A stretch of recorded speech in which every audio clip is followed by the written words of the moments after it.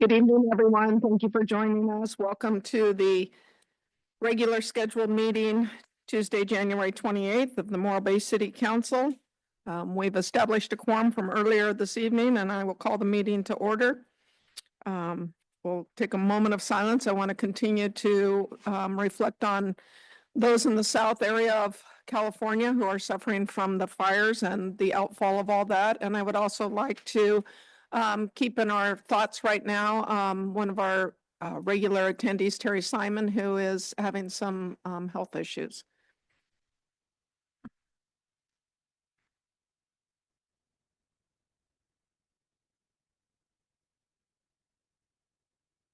Thank you. And if I can ask the finance director, Ms. Conrad, to lead us in the Pledge of Allegiance, please.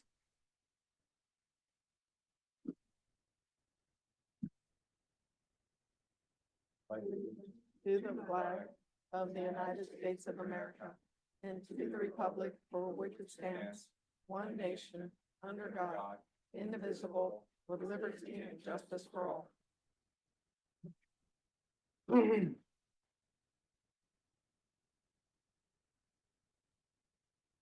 Thank you, everyone. With that, we will move into our reports, closed session. We have nothing from closed session because we didn't have one, so thank you. We already established a quorum earlier this evening for our first meeting. We did have a special meeting prior to this. We will move into mayor and council member reports, announcements, and presentations. I'll start to my right with council member. Can't hear you.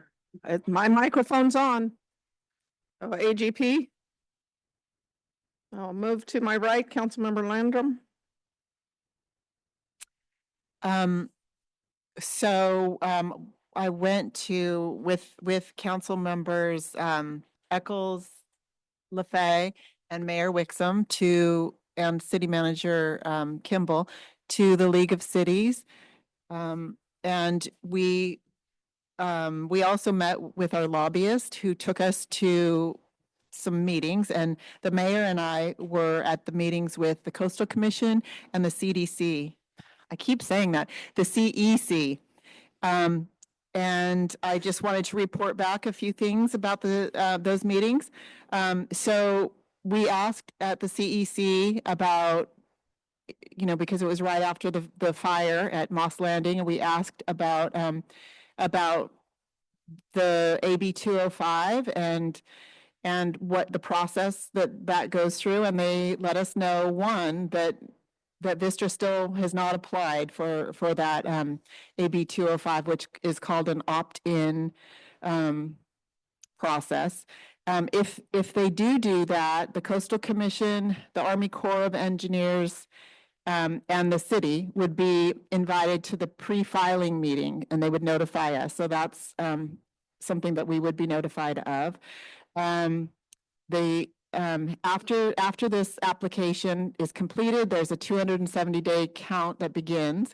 And at that point, the application must show a net positive analysis to the local government, and the city would have to confirm that. And this net positive benefit would not include community benefits. And let's see, we'll skip through some of the details that aren't that interesting. So one thing that we did find out is that Vistra has talked to the Coastal Commission about connecting to offshore wind. So I found that interesting. They did say that there's an acronym called LORS. I was not familiar with this acronym, and so if some of you aren't, I will tell you what it is: laws, ordinances, regulations, and standards. And they would carry some weight. So for instance, Measure A24 in Morro Bay, I would feel like would carry some weight, as well as if we are to put a moratorium or a pause on any future battery storage facilities, that also would carry some weight. And the commission cannot approve overlords unless the project provides a benefit, making it necessary, a net positive benefit. There's a provision under the opt-in, AB 205, and that, just for anyone that wants to know, is number 25538 under the Public Resources Code, and this allows a local agency to request fees for two things: the cost of permits, and for a local agency to look into any of the design. So so the city of Morro Bay would not be, if they were to file under AB 205, the city of Morro Bay would be somewhat reimbursed for the expenses.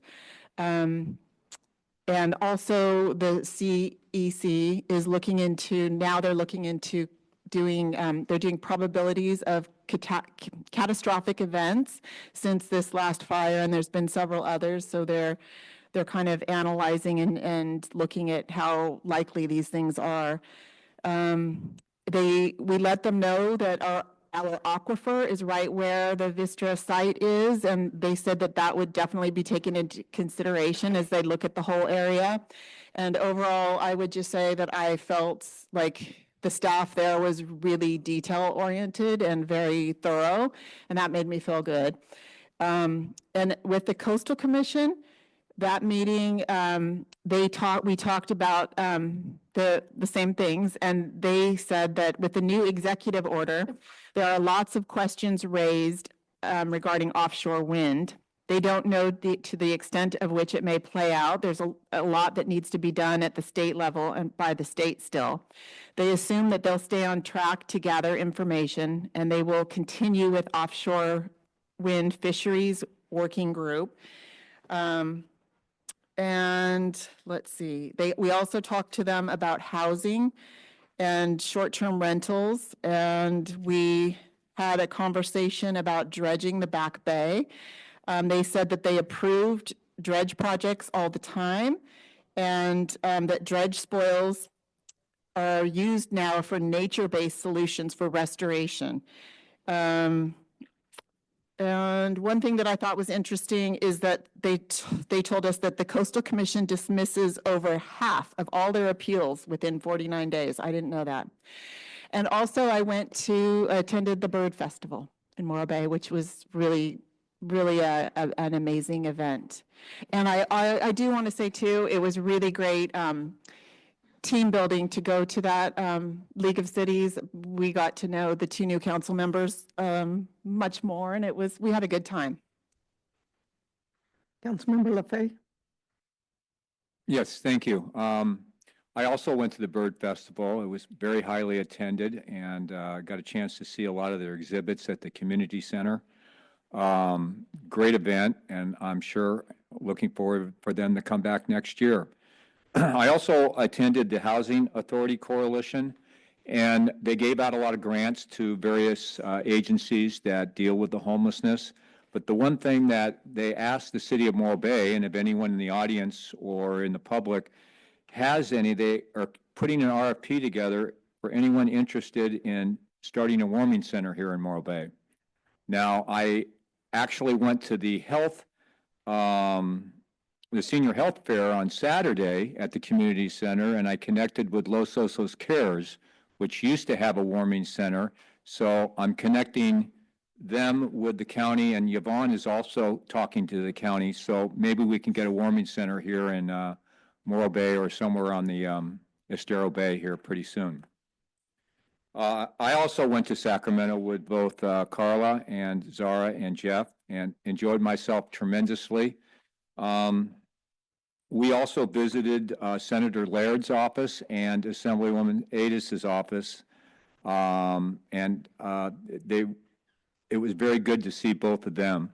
And the conference that I went to was very interesting, knowledgeable. It was a good orientation for new council people on what our duties are. And I came back with needing to know a lot more about city finances and city's functions. So I was glad that I was able to go there and represent you folks here. That's all I have. Thank you. Councilmember Edwards? I very much wish that I was there with all of you. Unfortunately, I did have to attend a funeral for a family member, so hopefully, anyway, I'm hearing all of this information, and it's wonderful. It sounds like a lot was achieved and a lot was taken in, so I greatly appreciate all four of you for that. I'm going to keep mine short. Essentially, I wanted to let everybody know about a new neighborhood food distribution process in Morro Bay. Basically, if you need food, you can receive free fresh produce, pantry staples, and frozen meat, no ID required. This is going to be at Morro Bay Library, the second Thursday of each month from 4:30 to 5:30. So the next opportunities will be February 13th and March 13th. If you want to receive more information on this program, you can call 805-238-4664. Thank you. Thank you, Madam Mayor. A few brief comments. I'm continuing to work with staff and businesses in town regarding beautification of our city, looking for what I call low-hanging fruit, things that we can do to improve the appearance of our greatest asset, which is our natural environment here. And it's been very well received. I also want to thank Public Works because things have been getting done. Sometimes they just need to be pointed out, but we're making progress one thing at a time, and it's showing. If residents ever want to have an issue and want to get a hold of the city, I have found that a very efficient way is to do it with your phone. We have an app. If you go to your app store and just type in Morro Bay, you can go to that app and you do get a response from the city. So it's, I've just heard excellent things from residents and constituents about that. So I would encourage you to do that. I also want to give a special thanks to Morro Bay and Bloom, the Bloomies. As I walk around town and look at areas that need attention, there are those that look absolutely beautiful, and many of those are due to the efforts of Morro Bay and Bloom. I will say that I'm extremely proud of the city's response to the fire incident that occurred in Moss Landing. The city got out a press release within 24 hours. We were notified by our chief of police practically within minutes, because he was on the inside of that and was notified as another chief. So I felt very, very good in terms of being part of the city with our response to that. Personally, a couple of days after that, on Sunday, I hosted an online informational event via Zoom. Had about 50 residents show up to that, and it was scheduled for 90 minutes, but went for about 2 hours. So I thank the folks that attended that. I was able to disseminate valuable information, and we had some good discussion. If you'd like to get on my email list or on my newsletter list, please go to the city's website and shoot me an email, and I'll get you on that list so I can let you know of future events like that. And lastly, I too had I think it was a worthwhile trip when we went to Sacramento. I learned a lot. I know that all of us up here did the best to represent you to our state senator and our assemblywoman. And I was just very proud to be a part of the city to represent you, our constituents. Thank you. Thank you. I'm going to do a shout out real quick. If you have not filled out a speaker slip, I would ask if you could, please, if you're wanting to speak tonight, just so we can keep things moving along a little bit. We have a very full agenda and we were not able to finish at the last meeting. As you can see, the theme is 4 of us went to Sacramento. We split up in 2 groups because of the Brown Act, and Councilmember Eccles and LaFay were able to visit our legislatures, while Councilmember Landrum and myself went to the Coastal Commission to meet with staff, and to the California Energy Commission to meet with their staff. We spent a couple hours in the meeting with the Energy Commission and worked on building a relationship so that we know each other from our community and their staff, and I think that's extremely beneficial. We did a lot of great networking. I want to thank the City of Morro Bay for sending us for the training. We have to renew some of our certifications every 2 years. The League of Cities sponsors this event, and they advocate in policies for us and allow us to participate, but it definitely keeps us up to speed on what our responsibilities are. I attended our SLOCOG meeting, San Luis Obispo Council of Governments. Shout out to the Bird Festival has been shared, the health fair, and also the wrestling tournament last weekend at the high school, CIT. And we had a water reclamation facility subcommittee meeting. I won't go into details because we'll have an update in just a few minutes on that from our Public Works Director. So with that, I will turn it over to the city manager. Well, thank you, Mayor and members of the City Council. I was very fortunate to be able to accompany Mayor and three council members last week in Sacramento. As all have reported, it was a productive trip. And I also want to thank my department here, department head here, the city clerk and then the assistant, new assistant to the city manager for their support while I'm gone, and they're holding down the fort and provide logistic support for the trip that we had in Sacramento. And the other thing I wanted to say is that, well, the city is embarking on the goal setting for 2025 to 2027, we started out with a survey, and then there's some survey flyers in the table there, so everybody can please take a flyer, and then there's QR code, scan it, and participate in the survey. Thank you. Thank you, City Manager Kimball. With that, we will move into the subcommittee reports. And I will start with the Public Works Director with the Water Reclamation Facility. Thank you, Mayor, and members of the City Council. First of all, it's good to be back after some time on leave. I miss this place. I miss the council chambers, so. We missed you. I'm glad to be back. We did have a WRF subcommittee meeting just yesterday. Staff gave the subcommittee members updates on the progress with the recycled water update. We also proposed a new format for future WRF quarterly reports that we take directly to the Public Works Advisory Board in a much simpler and less expensive format. And I heard consensus there for that, and so we'll proceed in doing that. And then we also discussed general property negotiations with the regarding the jointly owned properties with the Cayuga Sanitary District, and that was largely to bring up the interim city attorney up to speed. And we'll be going into closed session at a future date with some ideas for the council to consider. That's all. Thank you. And I believe it also, that conversation included upcoming decommissioning. Yes, thank you. And I'll just note with that tee up that we recently released an RFP which is currently on our website for the decommissioning and demolition of the old wastewater treatment plant. So it really is exciting times down at that site on Atascadero Road, where we have a waterfront master plan coming up and really a new vision needed for that area.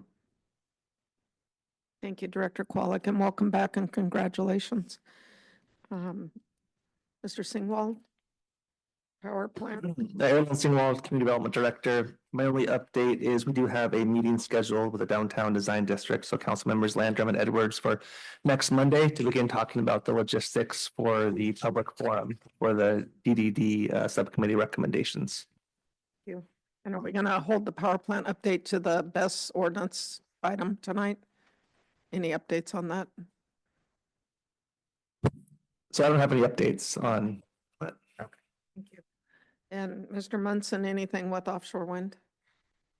Thank you, Mayor Wixom. We're still actively involved in the county-led Mott McDonald study. And as Councilmember Landrum suggested, we're waiting for the implications on the executive order regarding wind energy as well. Thank you. And I would share that Councilmember Landrum and myself do have a meeting, subcommittee meeting next week with one of the offshore wind companies just for updates. We have no presentations tonight, so we are going to move into public comment. I'm going to start with the speaker slips. You have 3 minutes. If you can do it in less, that's great. Thank you. I'm going to start with Nicole Dorfman, followed by Ed Griggs, followed by Karen Aguilera.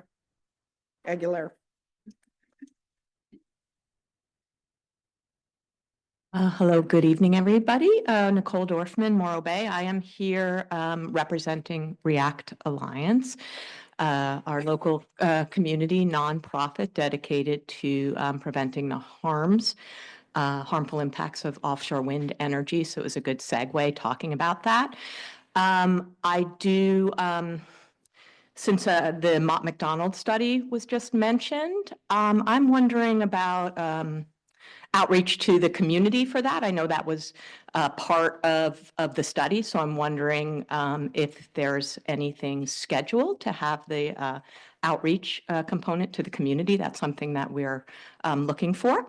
And I also just want to share, I've spoken to a lot of people about it. Some people think that offshore wind now it's dead because of this EO, members of the public. I have to say, we do have the wind at our back. I feel that we have momentum in that area, but as we heard the report today, it certainly is not dead. And California is going to keep moving forward with their goals. And so I'm just wanting to speak to the public that REACT Alliance is still here.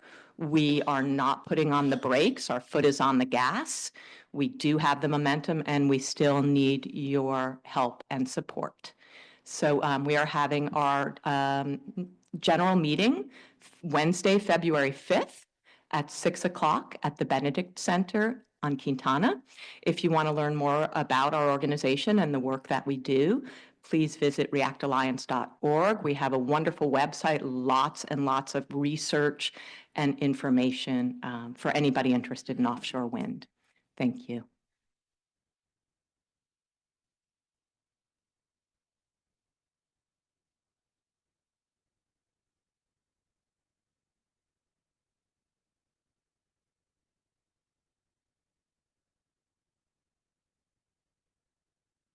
Good evening. My name's Ed Griggs. I'm a resident of Morro Bay. North Morro Bay, that is.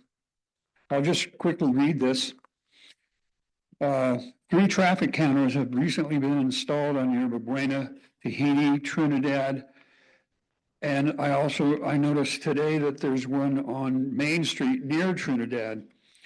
As these 3 streets with traffic counters are the primary access points to the proposed developments at 3300 Panorama, I am concerned that they have been installed to justify improvements in an otherwise neglected street improvement policy in North Morro Bay neighborhoods.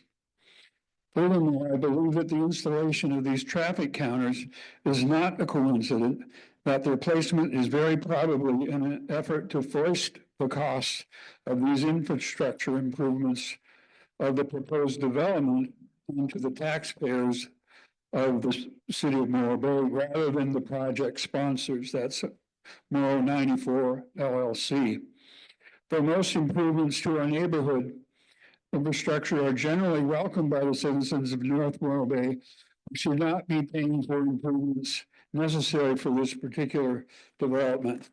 We are the illegitimate stepchildren of Morro Bay in terms of infrastructure improvements. So we're naturally suspicious when we see traffic counters that suggest there's going to be improvements. And since these particular traffic counters are on the primary access to the developments at 3300 Panorama, I'm all the more suspicious.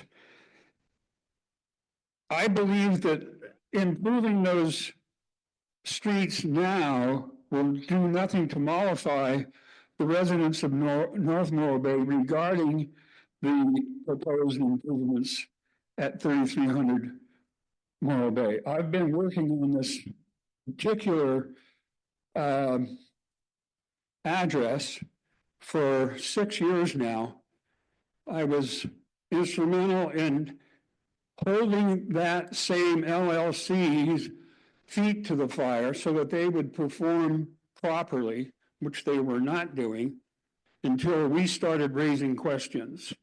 And so once again, I am being diligent in monitoring the activities of that particular LLC. Thank you very much for your time.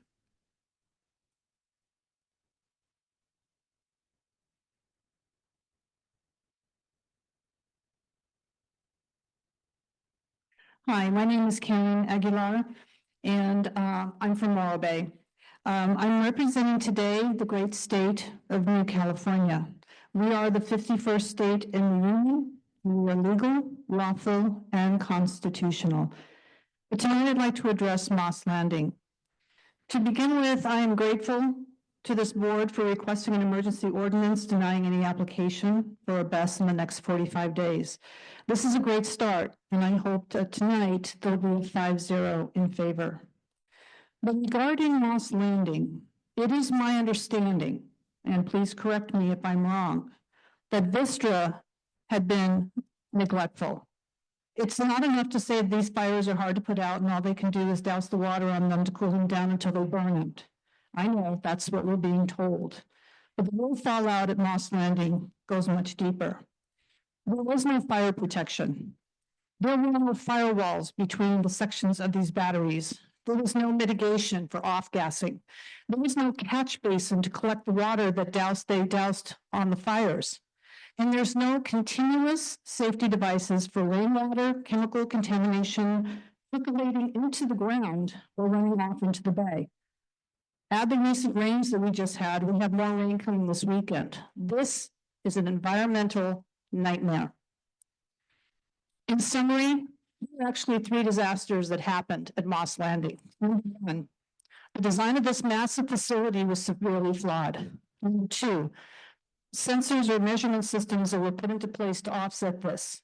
Number 3, and this is the big one, it is clear that this facility was not adequately insured, or Vistra would have flown in a plane from Houston with the necessary containment equipment needed to put it out. That's a problem. I believe this technology is neither green nor clean. In fact, I would argue the only thing green about this is the money. It's not enough to say that we shouldn't build this close to a high school or a city, or that it's safer to put it farther outside of city limits. I believe Moss Landing has taught us that this technology is anything but safe, and it needs to go into the dustbin of history where it belongs. The citizens of Morro Bay deserve to know all the dealings, the agreements, the handshakes that were taking place from the beginning. While we know this is not the board that started this, we encourage you to be the board to help stop it. But most importantly, we need to know if Vistra can adequately ensure a disaster of this magnitude here. So I ask the board to release everything about this project to the public. It's time for transparency. Thank you. Excuse me. Next up, I have Jen Ford, Gary Johnson, Richard Cunningham.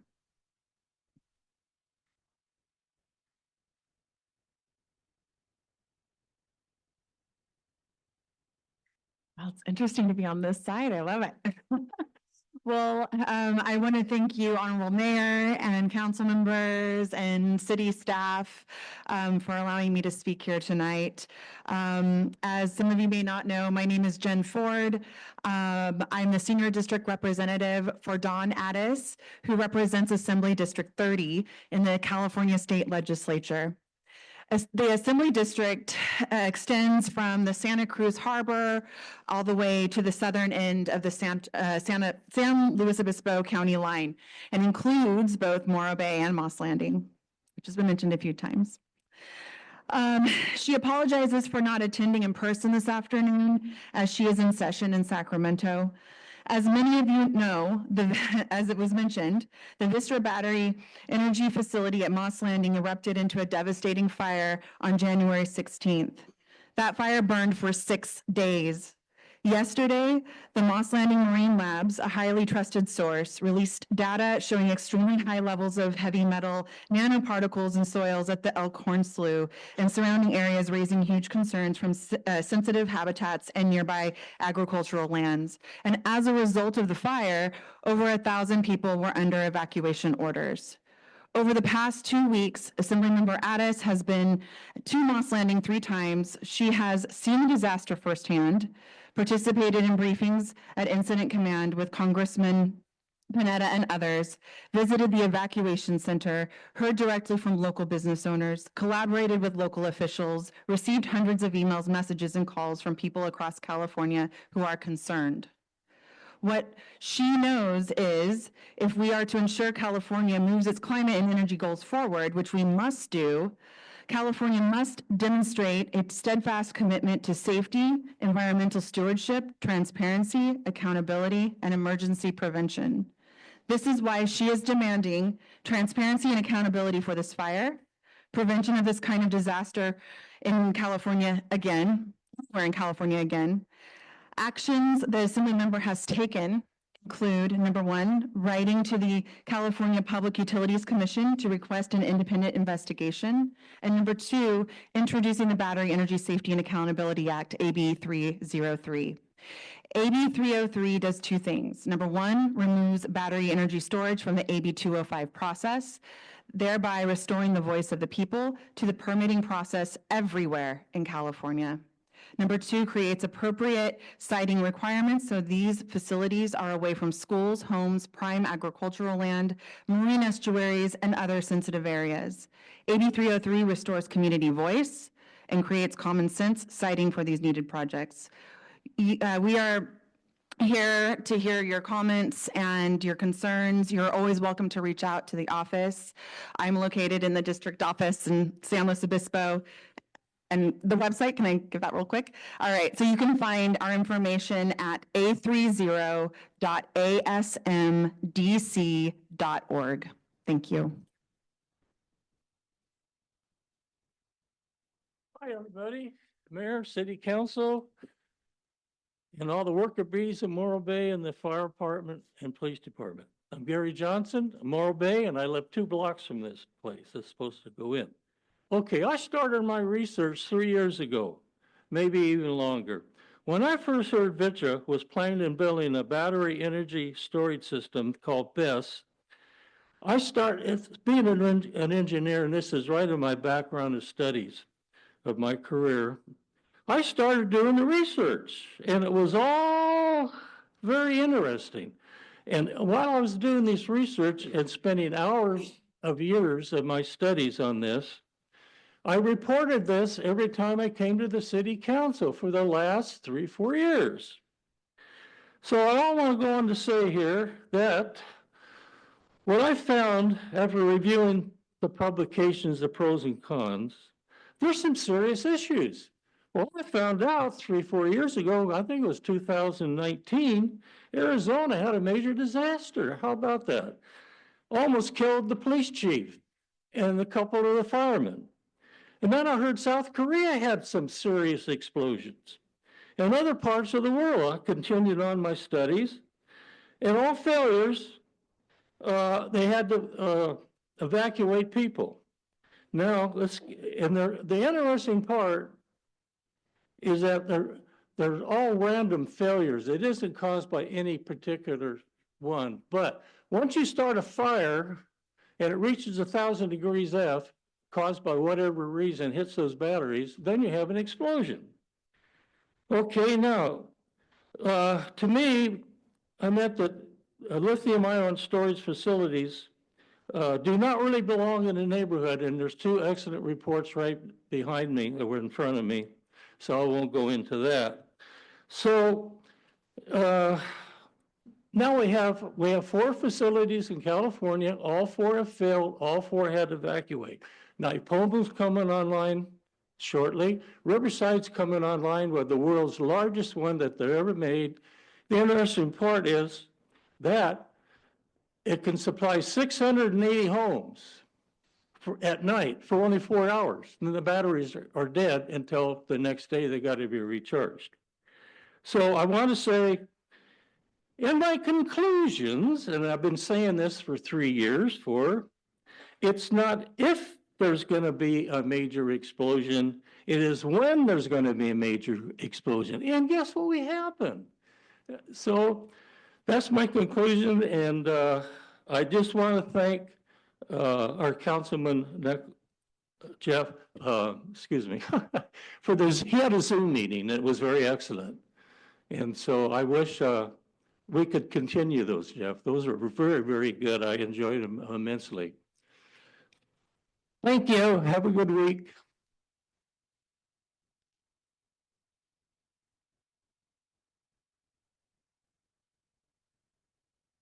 Good evening, Mayor, City Council, everybody else here.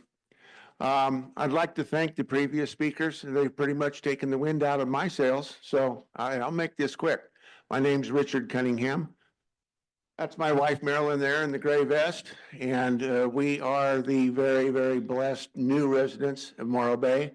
We're beginning our 3rd year. However, we're not new to Morro Bay, like so many here. I think I was about 8 years old the first time I came to Morro Bay with my parents. I love Morro Bay. I love everything about Morro Bay. I love everything that's in Morro Bay. I cannot see putting an explosion facility in the heart of the tourist area in Morro Bay. So this thing blows up. They all blow up. They have fires. It's dangerous. If this thing blows up, Morro Bay subsists on our tourism. That's where the vast majority of our money comes from, I believe. If I'm not right, tell me. But what's that going to do to the economy of this city? If this place has to shut down for a couple of months and nobody can go to see the rock, that's what people come for. They come here for the beach, the shopping, the restaurants, and above all, the rock. So I just want to tell you how opposed we are both to the BESS plant and also the windmills. And I just want to thank you for your time tonight. Thank you. Last speaker slip I have is Aaron Oakes, and after that, public comment will be open. And again, I would ask you to be ready to come up and make your comments as quickly as possible so we can get through the agenda. Okay, thank you, members of the City Council and staff. My name is Aaron Oakes of Morro Bay. And before I begin my remarks, I want to thank Assemblywoman Dawn Addis for opposing the currently proposed and highly controversial battery energy storage system project in Morro Bay. After seeing the devastation of Moss Landing, the city and the community has now waken up to the harsh reality of battery energy storage systems. And I'm proud that Assemblywoman Addis has taken a stand and has also recognized the importance of coming out against a project that is potentially devastating to our community. And she also recognizes one important aspect, which is climate change projects are only as good as the climate it protects. So we are all here for climate change solutions, but it shouldn't be at the expense of the climate or the people or the business community or the entire county. We have to come forward united against this project now. And I'm proud of the community for stepping forward with 824, but our job is not done. Vistra still has their application. It's paused, but it has not been withdrawn. I encourage the City Council and the general public to write to our elected officials because Assemblywoman Addis needs our help. We need to reach out to State Senator John Laird. We need to reach out to Congressman Panetta and Carbajal. We need to reach out to District 2 Supervisor Bruce Gibson. And we need to tell them that they need to step up and support our community in opposing this project, while also recognizing how important it is to have climate change solutions that are important, because we have to have those goals in mind. We cannot take our eyes off the prize. But unfortunately, Vistra Energy cannot be trusted. And some will say that the project in Moss Landing uses different battery technology than the one that's currently proposed for the city of Morro Bay. My answer to them is this. It's more than technology now, it's about trust. Vistra Energy has betrayed Monterey County, betrayed the community of Moss Landing by not being forthcoming with the dangers and risk associated with their project. This is coming from an organization that abandoned the DEIR process and tried to bypass the city instead of answering questions from the public. So now it's time for us to step up and be united. Let's go Morro Bay.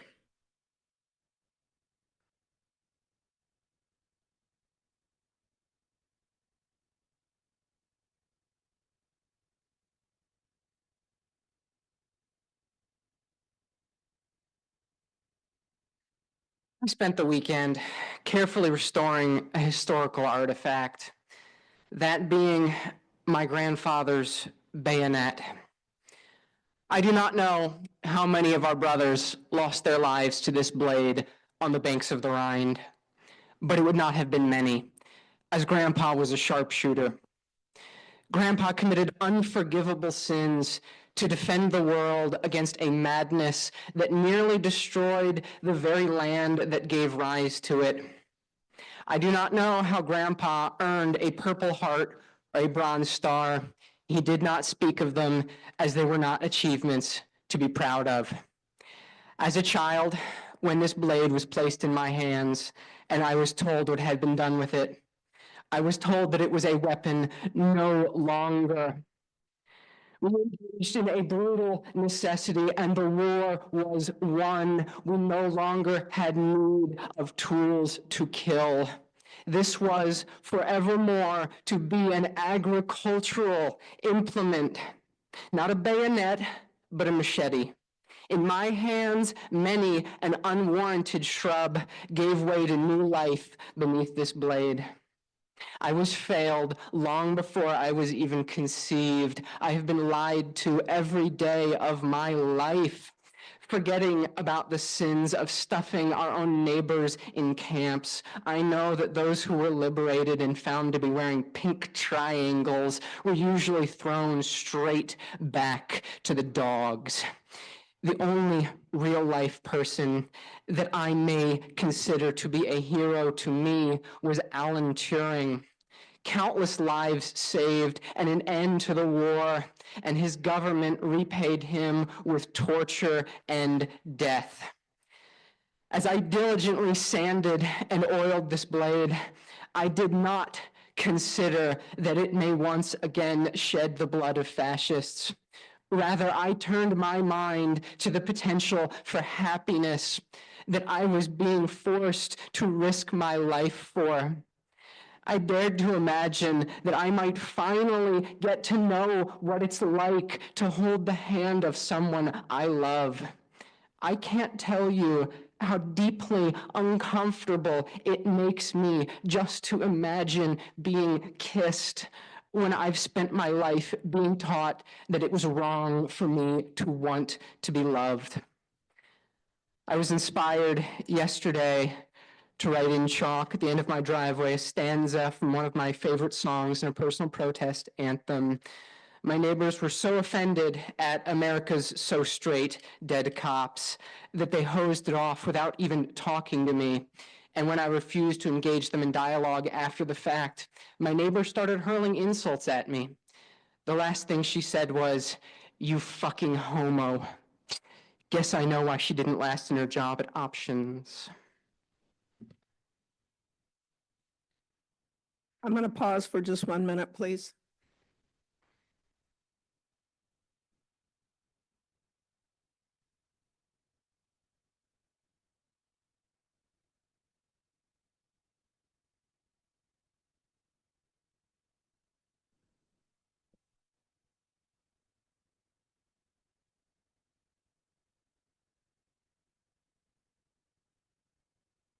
My apologies to all of you.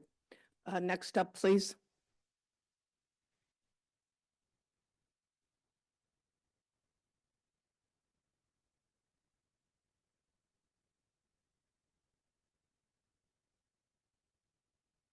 Tina Metzger, resident of Morro Bay. I'll keep it really short. I'm asking council on item 7B. Vote to approve authorization to send the letter to San Luis Obispo Coastal Unified School District regarding Morro Elementary.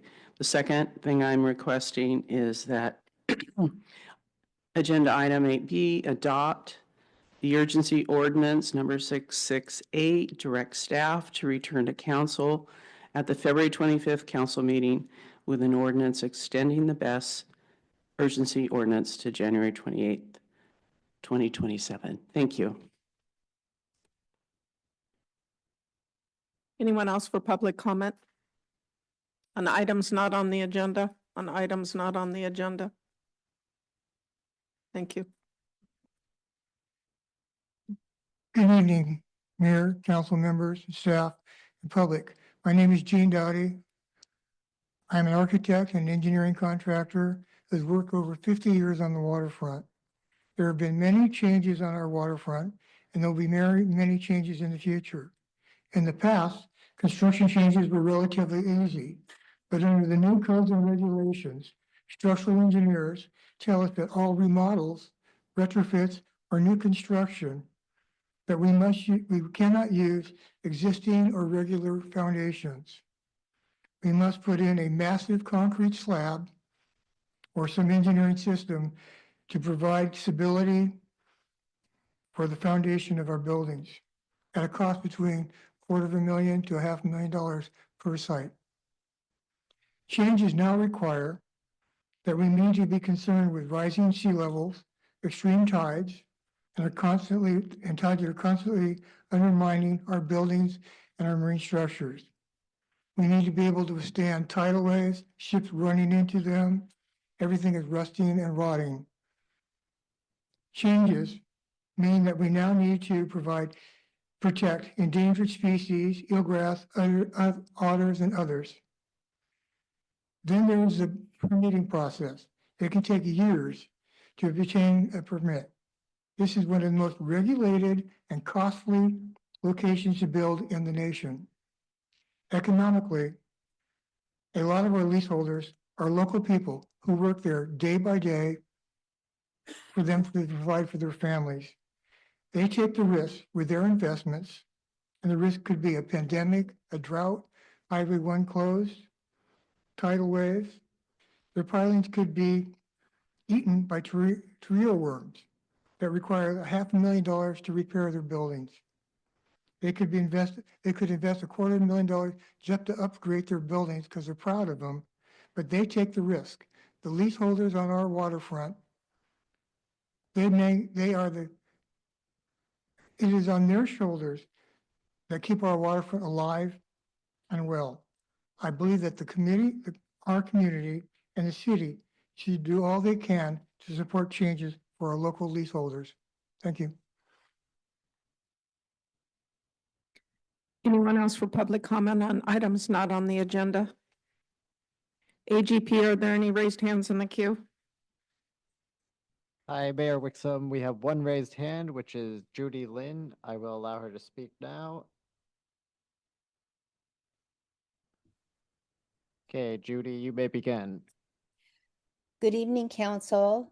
Mr. Qualick, I want to congratulate you on your new blessing. That's the best. And I had another drone cruise through by our house, both sides, the east and the west. And I'm just wondering how we had talked about this before, and there was a possibility of having an ordinance done. I'm wondering if there's any update on that.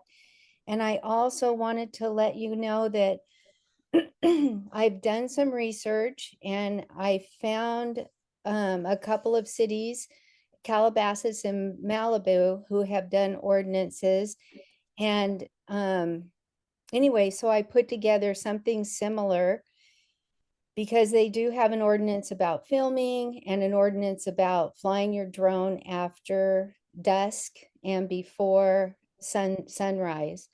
So anyway, I'm hoping to go ahead and submit that to you all to look at, and possibly you'll be able to glean some ideas from it, and you'll follow through with helping us get a drone ordinance so that we can protect our private little area that we live in and call home from people peeping in our windows at night. So thank you. And I don't know if Jen Ford is still there, but please extend my thanks to her for her AB 303.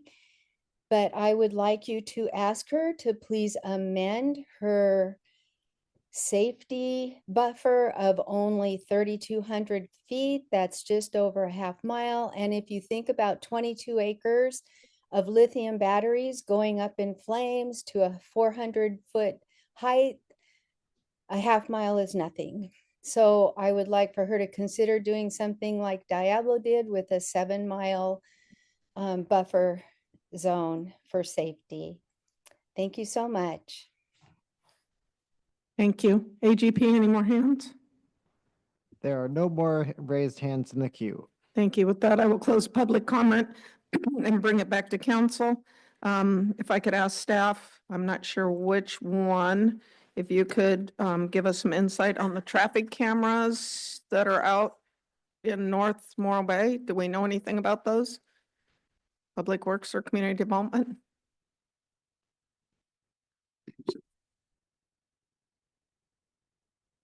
So, well, Director, I'll start off and perhaps Public Works Director Paul would like to add. So the applicant for 3300 Panorama subdivision has prepared a traffic study that will be used in the environmental impact report. I do not know if there are currently traffic counters deployed for that purpose. I will say that the draft environmental impact report for the project is scheduled to be released for public review this spring. And that will be an opportunity for the public to comment on the draft EIR. Thank you. Anything else? I'll just add that we'll look into it tomorrow and report back to council on what the purpose of the traffic cams are. Is very likely related to that project, to understand the traffic counts and to then use a formula to figure out what impacts would be in that project.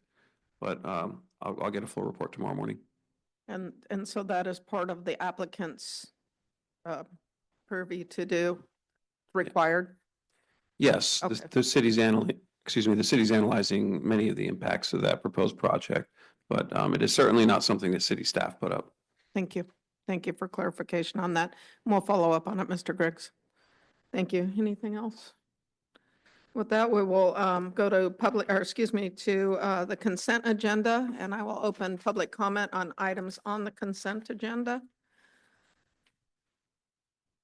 Any takers? No, she already came up during public comment.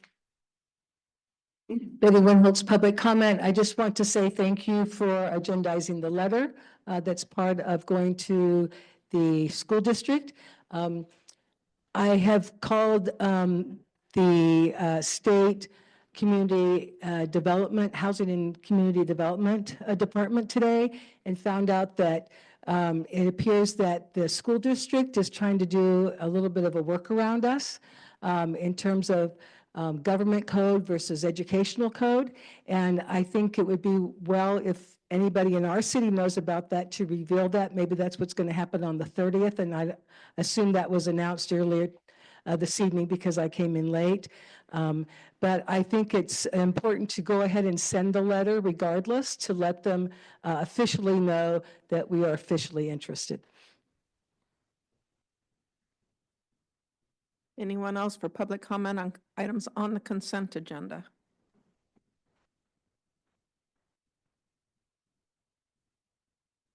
Hi, my name's Samu Torres. I'll be very, very brief. Thank you for putting 7B on the agenda. I just want to say thank you for that, and hopefully it's something that's easily passed. It's just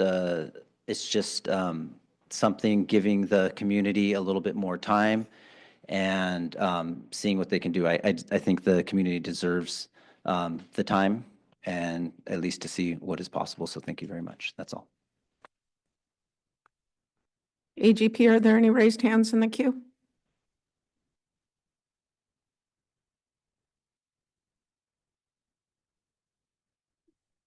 AGP? Hi, Mayor Wixom. There are no raised hands in the queue. Thank you very much. With that, I will close public comment on the consent agenda and bring it back to council. Does anyone want to pull any items? Yes. I don't want to pull any items, but I think we did not announce that there is a community meeting, informational meeting put on by the city, Erlen and Whitney, and the school district on the 30th, this Thursday at 5:30 at the community center. So if people are interested in this subject on the Morro Bay Elementary School. Please attend that session, and a lot of questions and answers will be met there. Thank you, Councilmember LaFay. Any Mayor, other? If I may just elaborate on Councilmember LaFay's comments, thank you for that announcement. So that is correct. Staff will present city planning and zoning regulations pertaining to the Morrow Elementary site. That includes discussing the general plan's vision for the property, zoning standards, permit requirements and process, and the environmental determination process under CEQA, as well as implications of state housing laws. I do need to announce that we have made a decision to change the venue for the public information session. It was announced and scheduled to be in the community center in the multipurpose room. However, in order to be able to have AGP record the information session and also to have a larger capacity for audience, we've decided to hold it instead here at the Vets Hall. So it'll now be located at the Vets Hall. It was advertised to start at 5:30. We're going to start it at 5:40, and we're going to station city staff outside the community center just in case someone doesn't hear this announcement. So staff can redirect them to the Vets Hall, and we'll begin at 5:40. It's approximately going to be 1 hour, a half hour for presentation for myself, and then a half hour for questions and comments from the public. Thank you for that, Mr. Singwald. Anyone want to pull any items on the consent agenda? My left to my right? Can I? I move to approve the consent agenda. Thank you. All in favor? Aye. Aye. Opposed? Motion carries. Thank you. And thank you for asking that question and reminding us. And Mr. Singwald, thank you for scheduling that. A lot of moving parts. We're moving into our public hearing item, 8A. I'm going to ask staff for an update, and then I will have some council questions and then invite the applicant up. Thank you. Mr. Singwald. So, thank you and good evening, Mayor and Council. Erlen Singwald, Community Development Director. I have PowerPoint presentation here. So this item is a hearing to consider an appeal by Paul Gillen of the Planning Commission's November 19th, 2024 denial of a conditional use permit for the Bayside Landing Project on the southernmost end of the Embarcadero.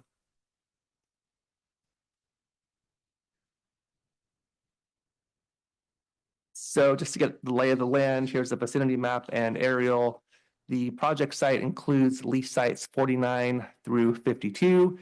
It's located between Mariner Park and Tidelands Park.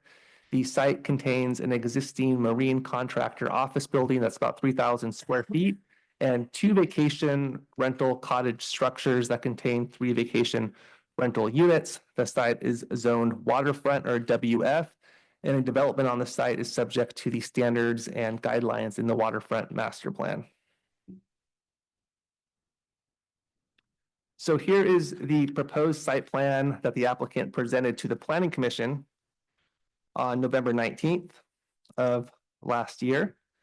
The applicant has subsequently revised the project, and the resolution before you this evening reflects the revised project with a staff recommendation to uphold the appeal, reverse the Planning Commission denial, and approve a revised project. And what that revised project does is it eliminates one of the 3 second-story hotel rooms on the southernmost end of the proposed hotel. Now, on this slide, I'm just going to walk you through some of the primary components of the proposed project. So you can see there's to the left, the existing Associated Pacific Contractors office building. It's about 3,000 square feet. It's proposed to be renovated and converted into retail space as well as a marine research space. It would be connected to the proposed hotel development, now proposed as 7 rooms instead of 8 rooms. It would be connected by a 2nd-story observation deck. And all the way to the right, you can see a 420 square foot retail building proposed. This retail building is named on the plans Reggie's Place in memory of Reg Woodby, the earlier leaseholder of the site. I want to point out, you see the proposed harbor walk. It would connect the existing dock at the end of Mariner Park to a proposed pocket park on the other end of the lease site and to the Tidelands Park. So it would allow for a continuous harbor walk from the existing dock at Mariner Park along the bay to a pocket park and connecting to Tidelands Park. You can see the project also includes a proposed floating dock with 3 boat slips and a kayak rental dock. And this slide here shows those same project features, same project, and also note the X identifying the revised project, removing one of the 3 second floor hotel rooms.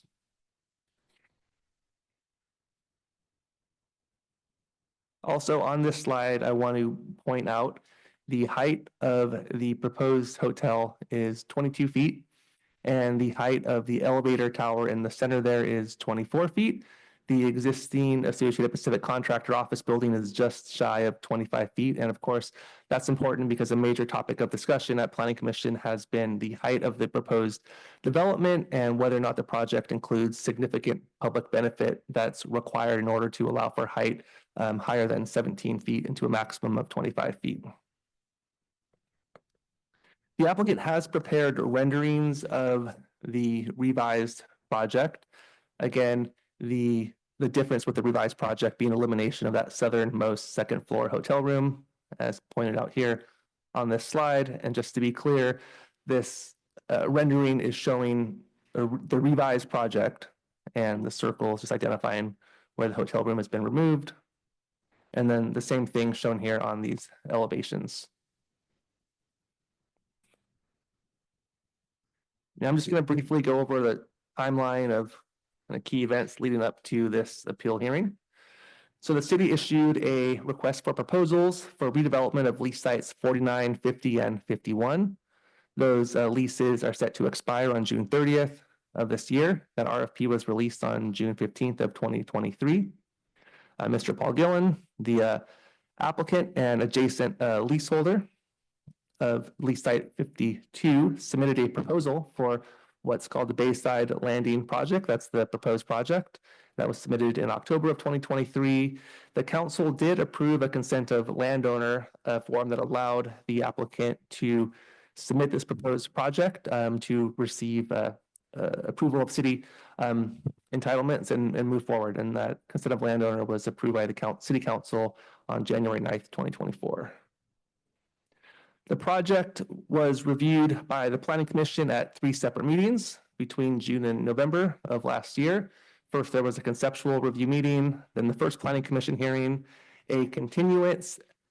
That first continuance involved creation of a Planning Commission subcommittee that worked with staff and the applicant with some suggested design modifications to address Planning Commission concerns regarding the height, bulk, and scale of the proposed development and associated visual impacts, and also related concerns that there weren't sufficient public benefit to justify the height increase.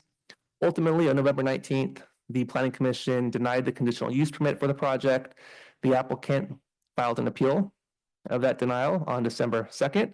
And this month, the applicant submitted the revised project that I presented just a moment ago, eliminating the southernmost second floor hotel room. So the major themes of the Planning Commission comments at those 3 meetings that led up to the denial of the project included that the 17 and 25 foot height allowance that the applicant is seeking for the project increases the building scale and massing, and that's inconsistent with the fishing village character of the Embarcadero.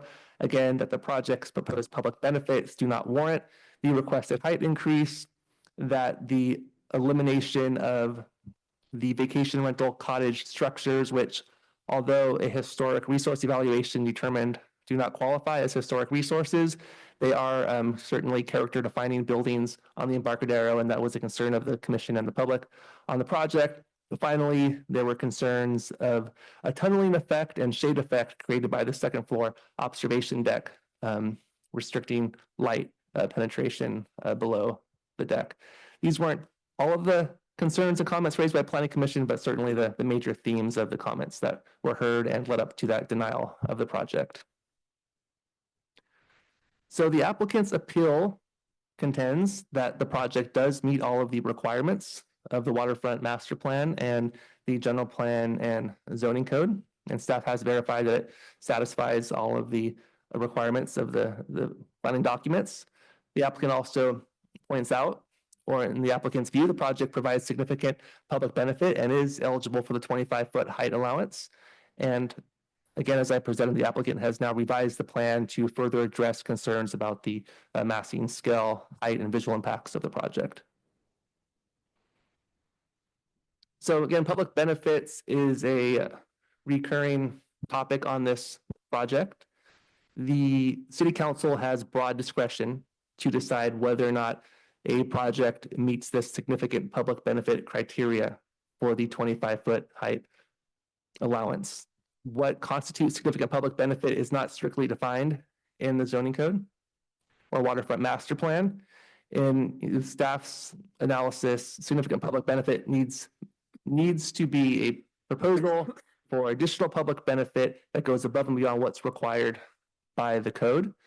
And this slide here lists out some of the public benefits that the project will be providing above and beyond what's required. So it includes public restrooms, the development of lease site 49 with a pocket park. That is a small and heavily constrained lease site that would be difficult to develop with any type of economic use. And the applicants propose to build a pocket park there at considerable expense. Also, while there is a requirement for the Harbor Walk, this project does provide a unique opportunity to have a continuous Harbor Walk from the Mariner Park dock all the way through to a pocket park in Tidelands Park. An observation pier and public viewing deck is provided. Also, the project allows Mr. Gillen to keep the commercial wharf, which serves the working waterfront.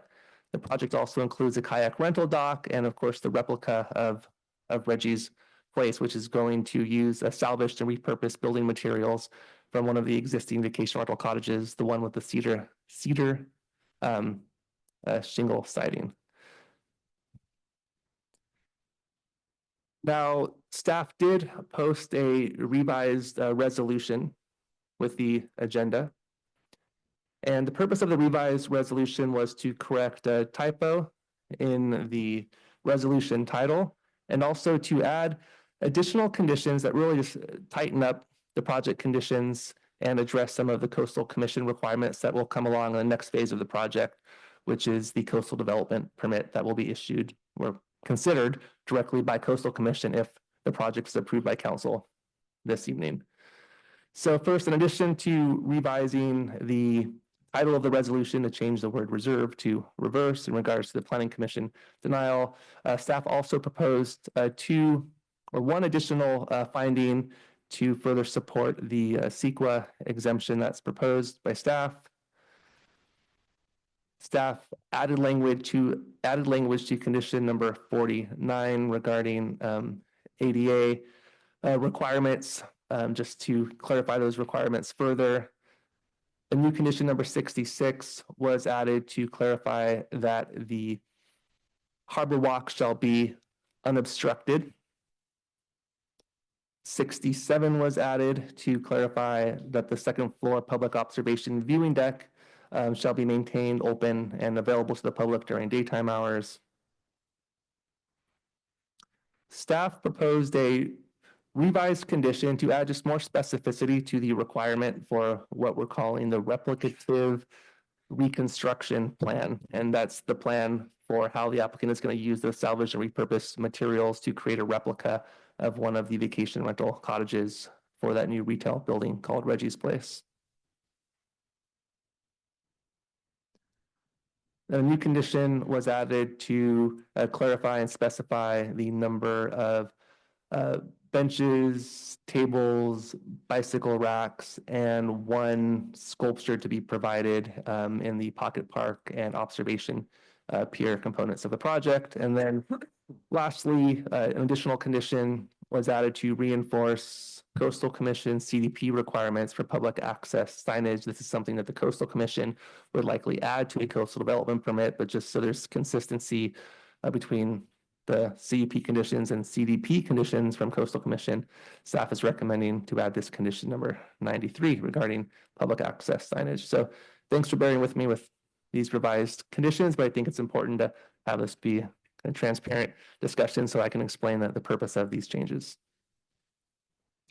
With that, staff recommends the council adopt the revised resolution to uphold Paul Gillen's appeal, reverse the planning commission's denial of the conditional use permit, and approve the revised project. And staff's available for questions.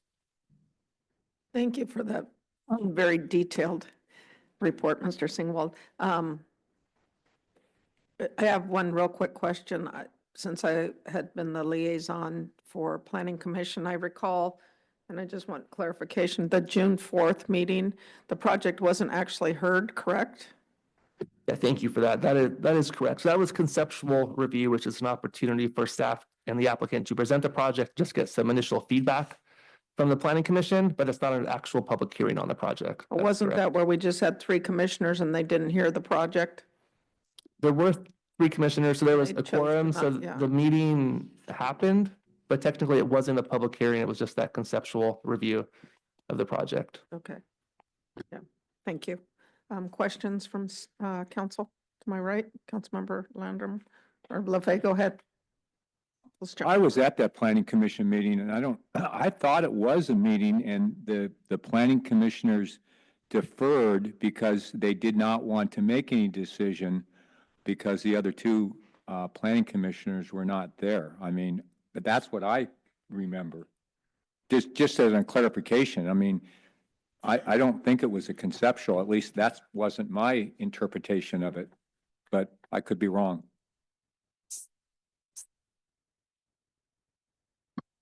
I would like to, am I just asking you questions now or? Okay, oh, okay. I guess I would ask, in looking at this, I wonder if it was ever proposed that it looks like the square footage of the Pocket Park combined with the Reggie's Place is roughly 1,000 square feet. And I wonder if it was ever proposed that there would be, instead of it being Reggie's Place, it would be 2 places that could be hotel rooms. And then the applicant could save the trouble of going upstairs because it would be the same net number of hotel rooms that are right now. I'm just curious if that was ever brought up. So to make sure I understand, so you're asking if it was considered to, instead of have Reggie's Place, have a hotel room there adjacent to the Pocket Park, and then as proposed now eliminate one of the second floor hotel rooms, but Well, because Reggie's Place is there, Reggie's Place would be, instead of a retail outlet, it would be another hotel room. And then instead of that little Pocket Park would be another hotel room next to that.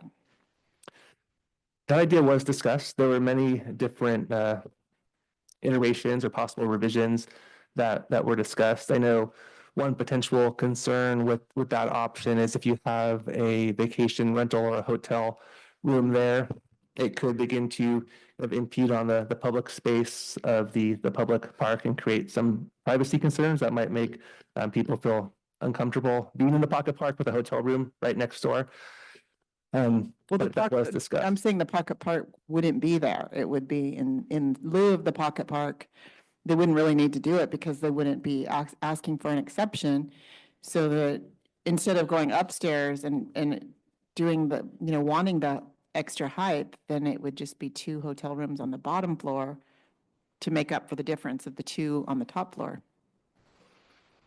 So that is one possible I'm just alternative. wondering if that was ever considered. That wasn't, I don't believe that was seriously considered.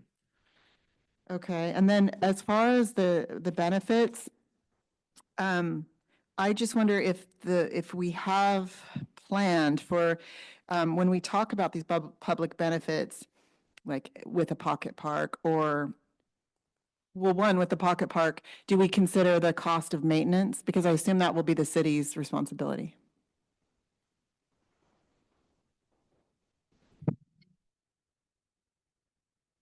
So I'm not sure whose responsibility that would be. Okay. That's something that, yeah, I would have to. And sorry, I didn't ask you these prior. I've thought these since. And then also, have we thought about where this all ends? Because as we upgrade the Embarcadero, really, the city's 60 years old. We just had our anniversary, and so everything's kind of has been evolving, and this harbor walk has been put in, and at some point, there will be no more harbor walk needed. And have we thought of other public benefits that we might, ask for? And then at some point, I would assume that we would have too many restrooms too, or plenty of restrooms. We might even already be there right now. And do we still need to keep asking for the same things, and maybe we think of new things to ask for? Has that ever been considered? So can I go back to your earlier question? I had to think about that question while you're asking your second question. So, if this project is approved by council and the applicant receives approval from Coastal Commission and is able to move forward, then the applicant would be at a point of negotiating a long-term lease with the city council. And that's when there'd be negotiations on who's responsible for the maintenance responsibility of the pocket park, whether it's the applicant or city or some combination. So I just had to think that through. Thank you. And then as far as your second question, we did have many discussions with the applicant. There were many discussions at Planning Commission about possible public benefits. And I would just say that if the council has ideas for additional public benefits beyond what was proposed by the applicant, I think this would be a forum to bring those up. Okay, thank you. I guess I was just asking as far as from community development and maybe even Public Works and the harbor, do we think of things that might be beneficial to the public that aren't so redundant perhaps? And maybe if in the case of parks, if the city is responsible for maintaining them, maybe we decide at some point we have plenty of parks, and maybe we decide we also have plenty of restrooms. So is there something else that maybe is important to us? And I guess I'm deferring to you all to see if that's ever been considered.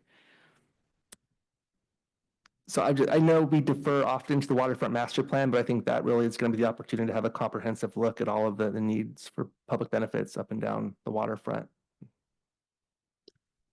All right, thank you. Questions? Thank you, Mayor. First off, I'd like to thank staff and the Planning Commission for all the hard work they did on this.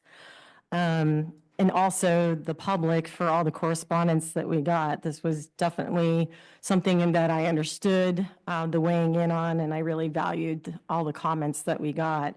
But I think as some of the questions that Councilmember Landrum just brought up, I think it really shows the importance of us getting to that waterfront master planning. I think a lot of this will get worked out in those discussions.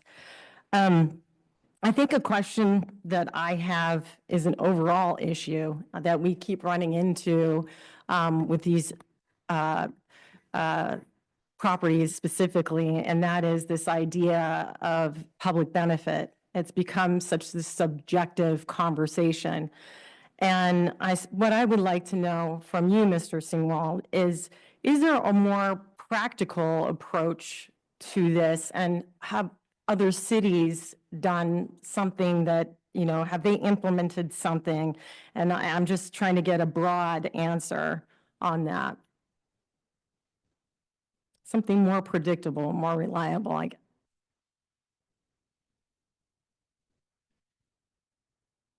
So I know this topic comes up a lot, especially on this project and other projects up and down the waterfront.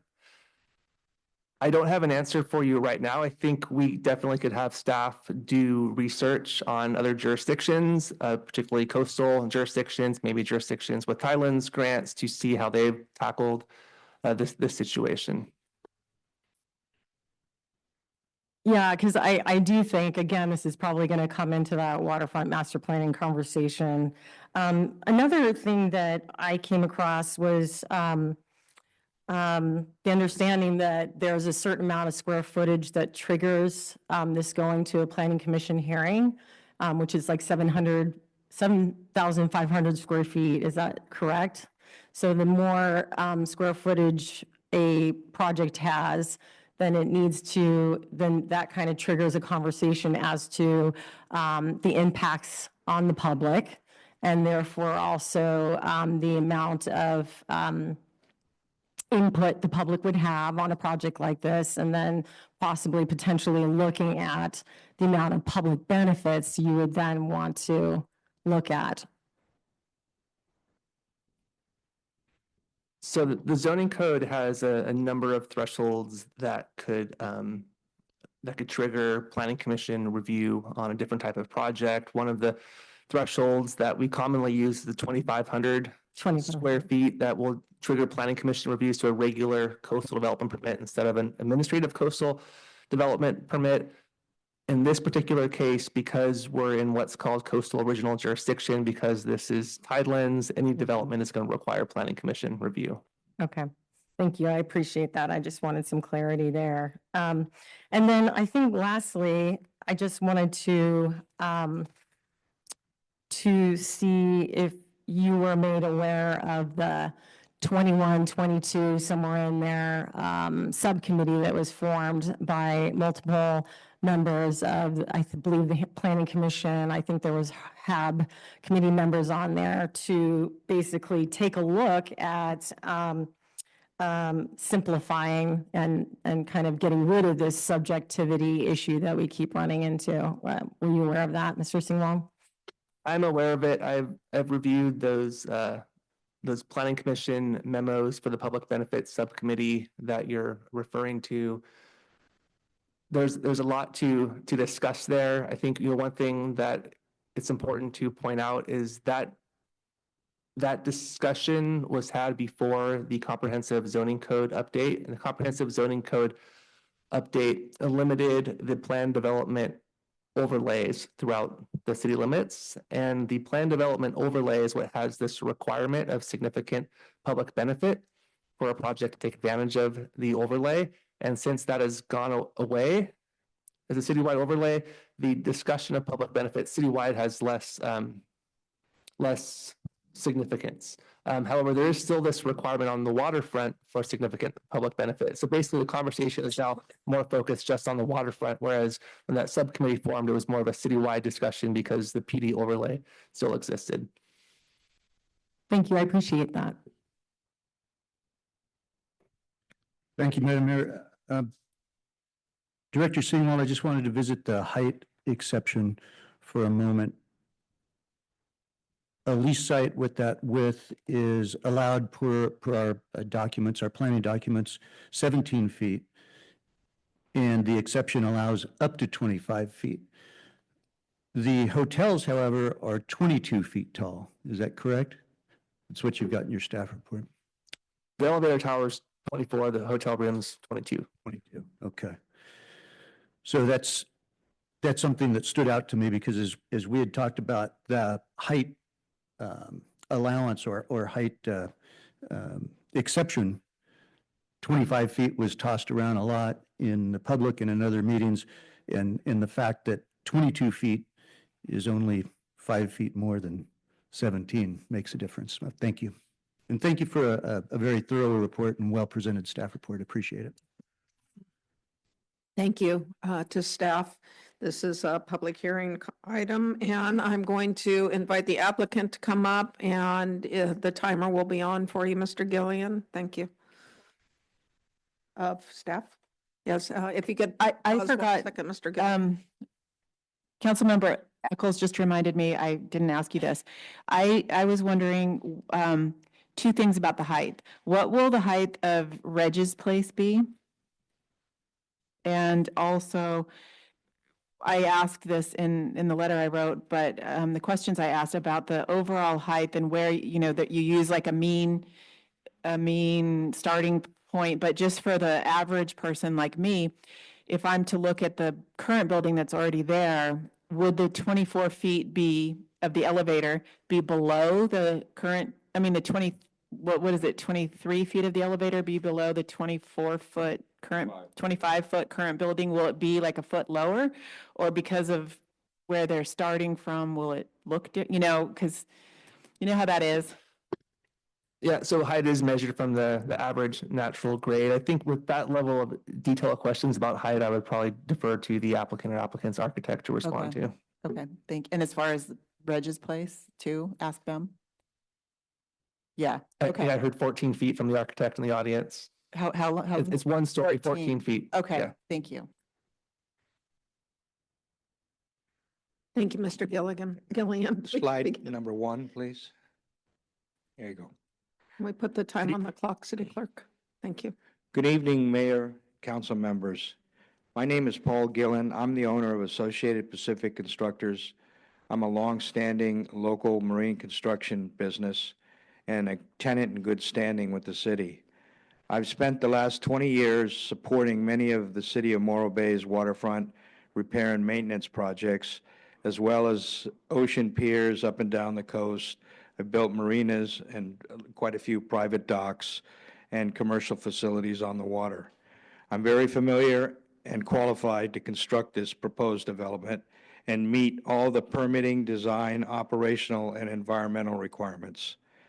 My RFP response, as originally submitted over 15 months ago, and this revised project before you tonight has met or exceeded all the stated objectives of the RFP. Both projects have and are proposing the highest and best use of these 4 lease sites while creating considerable new public access, viewing areas, waterfront services, and maintaining a commercial marine support capability with the wharf.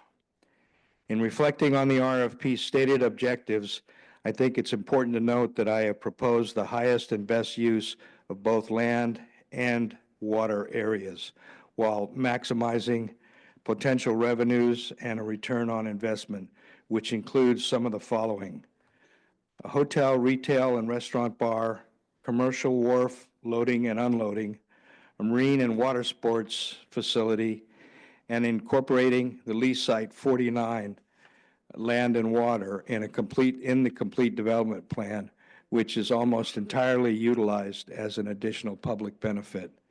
I'll speak later on the reasoning behind that pocket park and how we've set up that return of to the Embarcadero. For the remainder of my comments, I will be talking about the revised project, since that's the one that's covered under the staff report and recommended for approval in this meeting. Next, I would like to discuss and propose the proposed building height and view corridors and public access I've created. First, the revised project design does not exceed the maximum height limit of 25 feet allowed under the waterfront plan, but does require additional public benefit consideration, which we have proposed in our plan. Slide number 2, please. Second, I put up a slide that details the public access that we've created with this plan. The first diagram at the top is the current public access. The middle slide is what is required under code for public access. And the lower slide or diagram is what we're creating with this plan. That's 40% more than the minimum requirements under public access. Slide 3, please. Third, the proposed project meets or exceeds the pedestrian view corridors per the design guidelines between the buildings and at both ends of the project. Slide 4.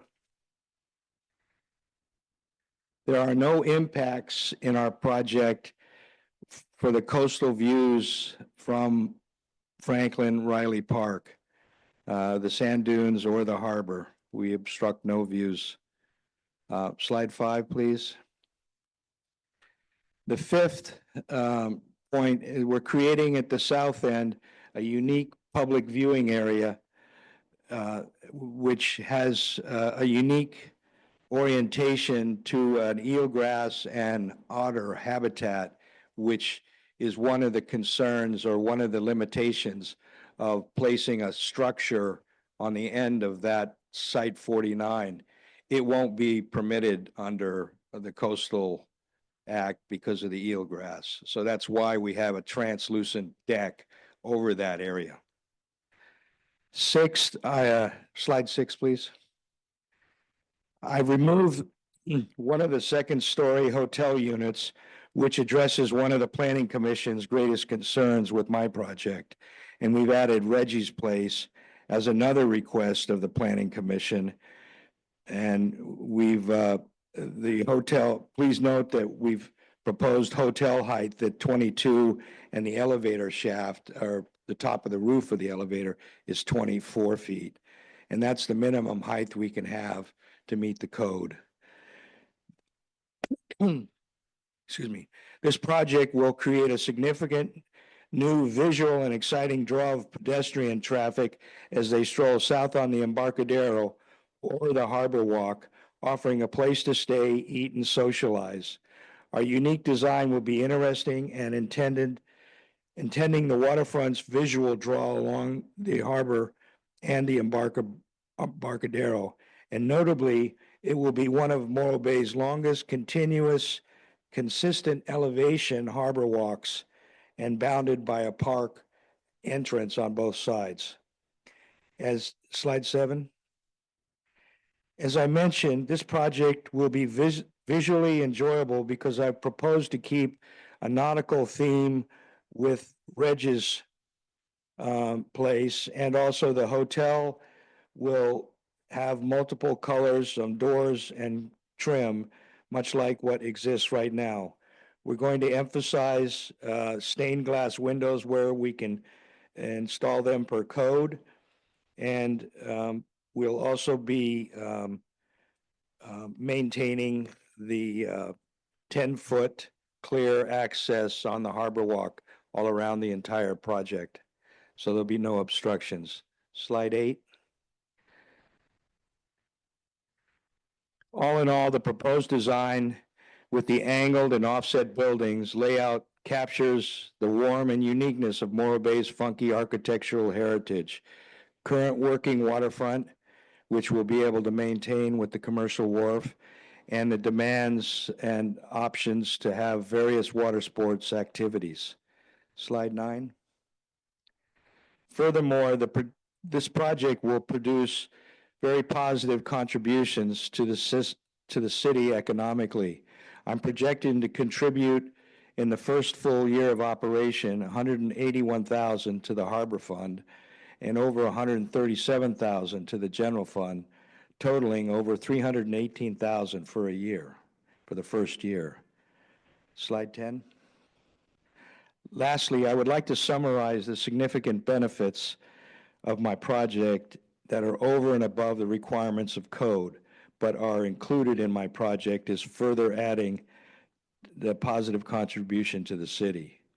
We're adding a 330-foot full-width walkway on the north end of the project from Mariners Park to the Harbor Walk.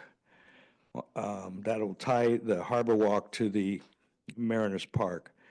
We're utilizing Site 49, lease Site 49 of the Harbor Walk to build the pocket park and create the viewing area over the marine life viewing of the eelgrass and the otter bed.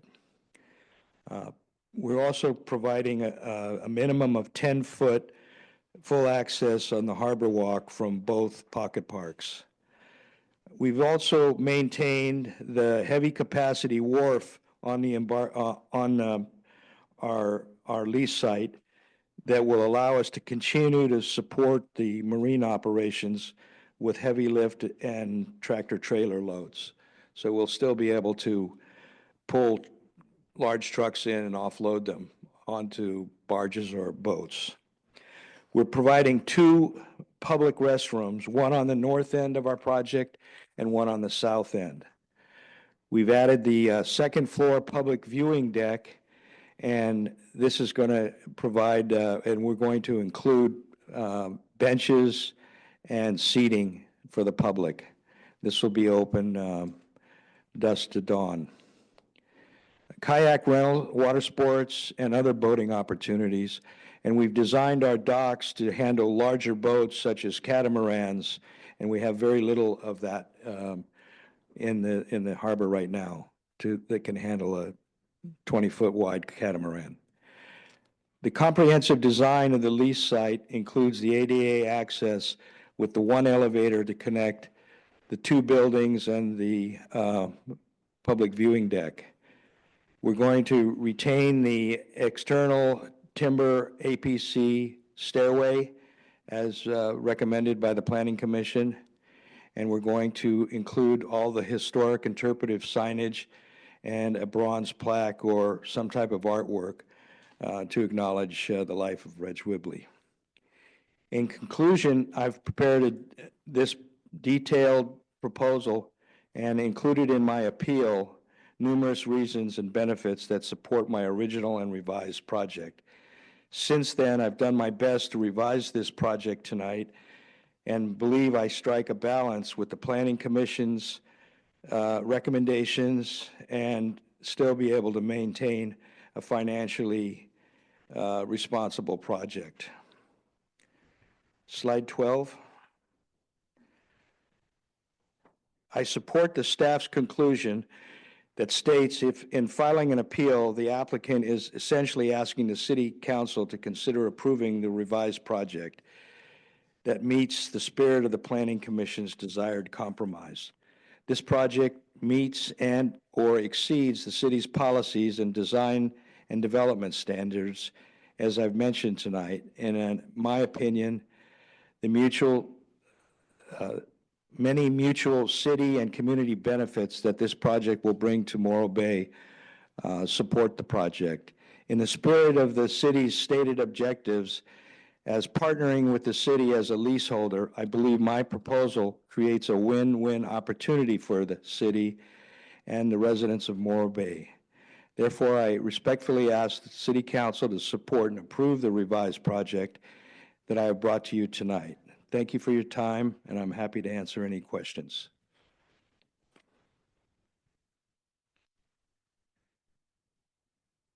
Thank you, Mr. Gillian. Should sit down. Yeah, thank you. I have speaker slips to start out with. I'm going to invite up Jean Dowdy, followed by Joe Ingraffi, followed by Ron Reisner for this public hearing.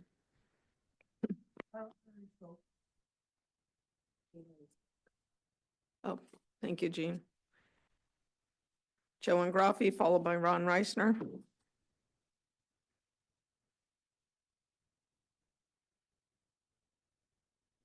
To be clear, I'm here in my capacity as a private citizen of Morro Bay, but I do have some familiarity with some of the Planning Commission decisions. And if any of you have had the opportunity to read the letter that I submitted to the council, you're probably aware at this point that I was not aware that an applicant can bring a proposal before the Planning Commission, have that proposal rejected because there is not sufficient additional community benefits, then go away and significantly modify the program so that there are many different details in the proposal, and then go directly to the City Council and call that an appeal of the original proposal. It strikes me that you are now looking at a very different project than the Planning Commission looked at an earlier date. And with respect to the suggestions, which I am grateful that the applicant has tried to incorporate into his project, there was by no means a consensus on the Planning Commission as to the number of suggestions that we wanted or the character of those suggestions. And what I'm also suggesting is that it establishes a bad precedent, I think, that an applicant can, in effect, circumvent the judgment of the Planning Commission and go directly to the council with, as I say, a significantly different project. Now, I'm not here to relitigate exactly what all the additional community benefits were. But I will say that there is a distinction between community benefits and additional community benefits. And to that question, there has been a draft report of what would be a suitable additional community benefits that has been composed but circulating for a very long time, much too long, and I look forward to that being made public so that we can, again, produce some sort of consistency with that. So again, I would ask that this appeal be denied so that it can once again go to the Planning Commission and the experience of those 5 members can be applied to looking at the new project. Thank you.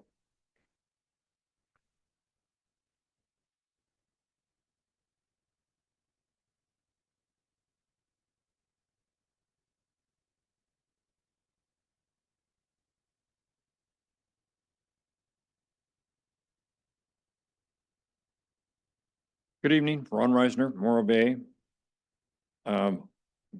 Frankly, I'm delighted that we have the process that we do. I mean, look at what resulted from the process. I don't see a need to reinvent again, but in any case, 93 conditions. I'm amazed that the man is still here. Amazes me. And as far as restrooms are concerned, it isn't possible to have too many public restrooms on the waterfront. It is the major complaint that we have from our tourists, especially restrooms that are maintained by leaseholders as opposed to the city. Fortunately for me and my time in front of you, Mr. Gillen covered all my points. I had no idea that was going to happen, but I'm impressed. I do think that a squabble over roof heights ignores the larger issue, and that's revenue for the city, resulting from, as Mr. Gillen has said, sales tax, TOT, and enhanced waterfront attractions and foot traffic. So, Mr. Gillen's project would clearly provide the city with significant revenue that it needs badly. You folks are faced with the difficult choice of having to either increase revenue or decrease services that the community wants and needs. Your own financial reporting proves that point. You know the leaseholder well. He's been a staunch supporter of the working waterfront in Morro Bay. And the city has clearly benefited over the years, extremely benefited from the fact that there is a marine contractor here.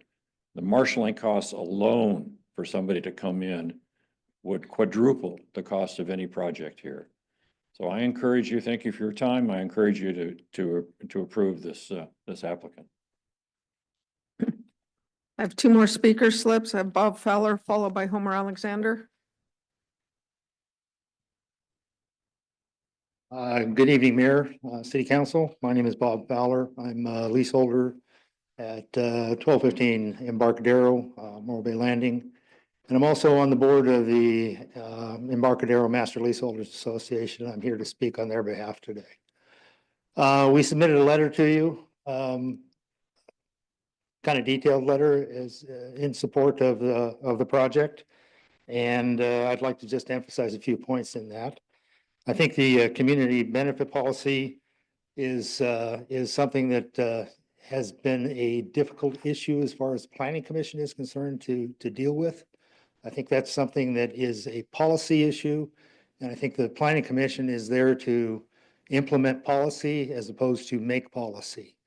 They've been forced in a lot of these issues to look at history and kind of make up policy as they go along, and I don't think that's appropriate.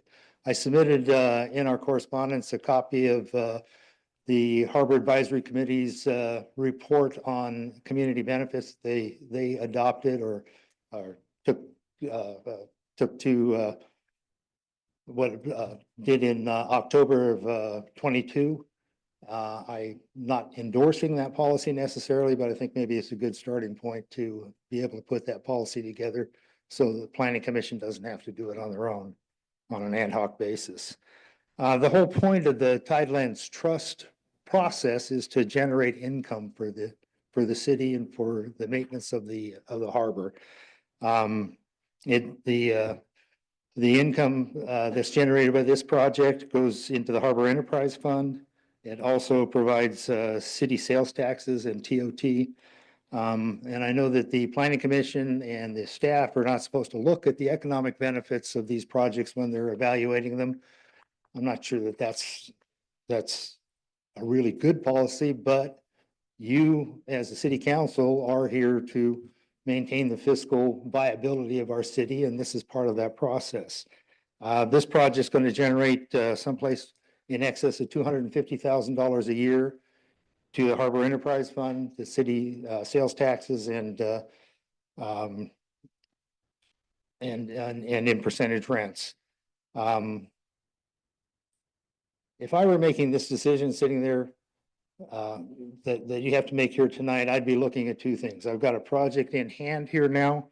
You have a well-known businessman. He's a tenant in good standing. He's proposed a project that is easily the highest and best use because not only does it provide percentage rents and so forth, it also provides TOT to the city, which is a significant part of your budget. The RFP that he submitted showed it as a two-story building to begin with. At any rate, the alternative that you have is to go back to a new RFP and start all over again. In effect, you're spending that $250,000 a year looking for a project that may or may not come. Thank you, Bob.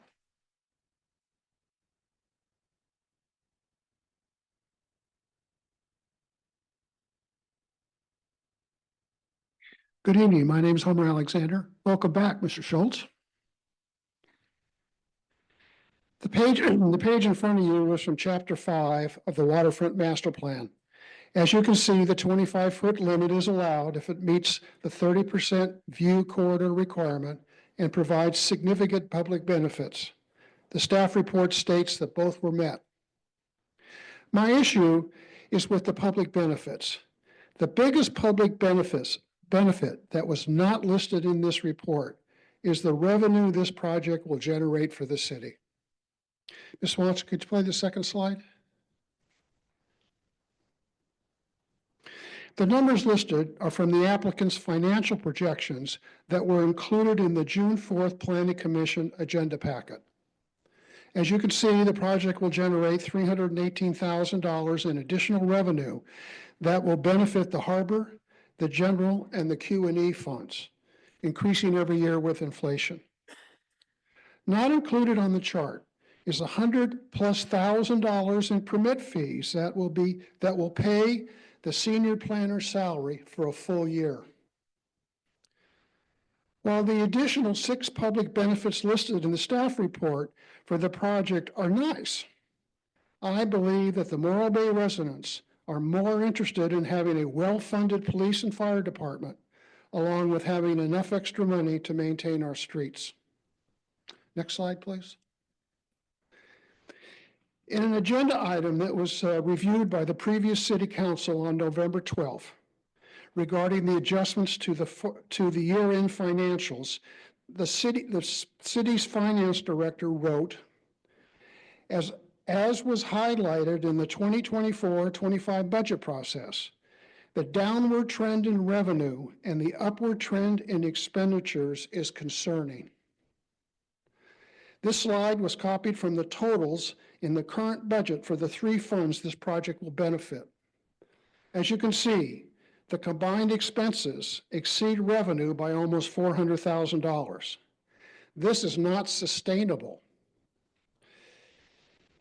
In the not too distant future, if the city's revenue doesn't increase, you will be forced to cut expenses, which means fewer employees, which will affect our services. I respectfully hope you approve this project this evening. Thank you. Thank you. Public comment is open on this item.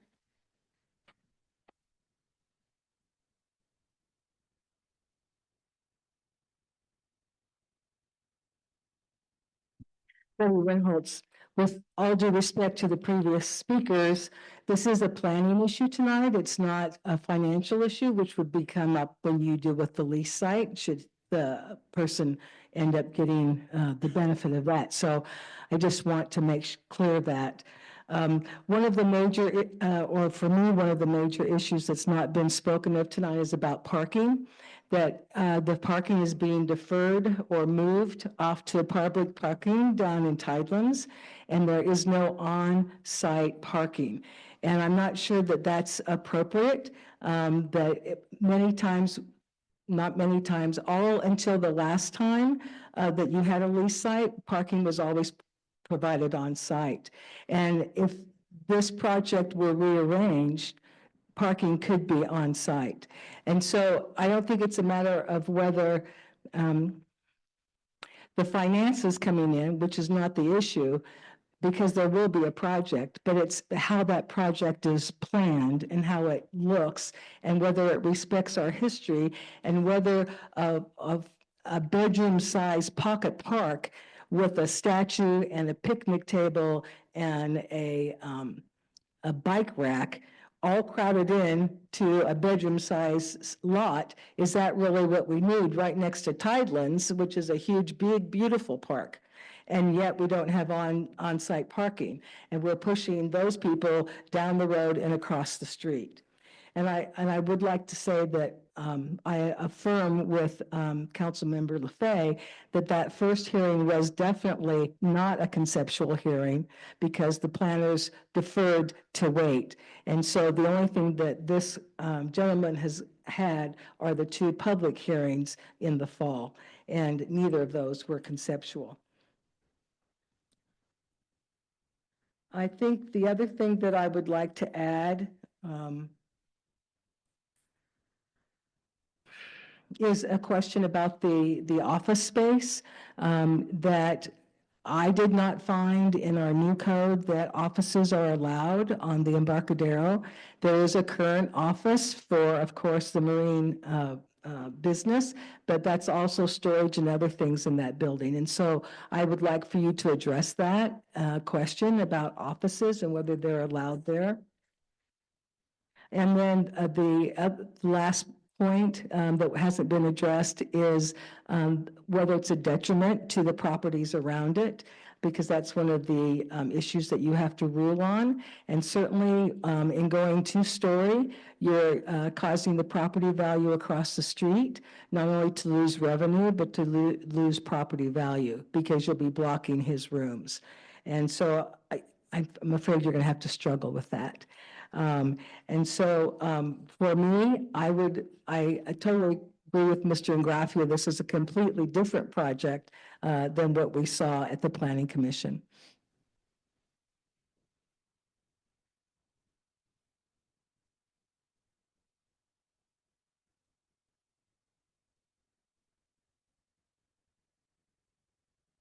Good evening, I'm Debbie Heifel.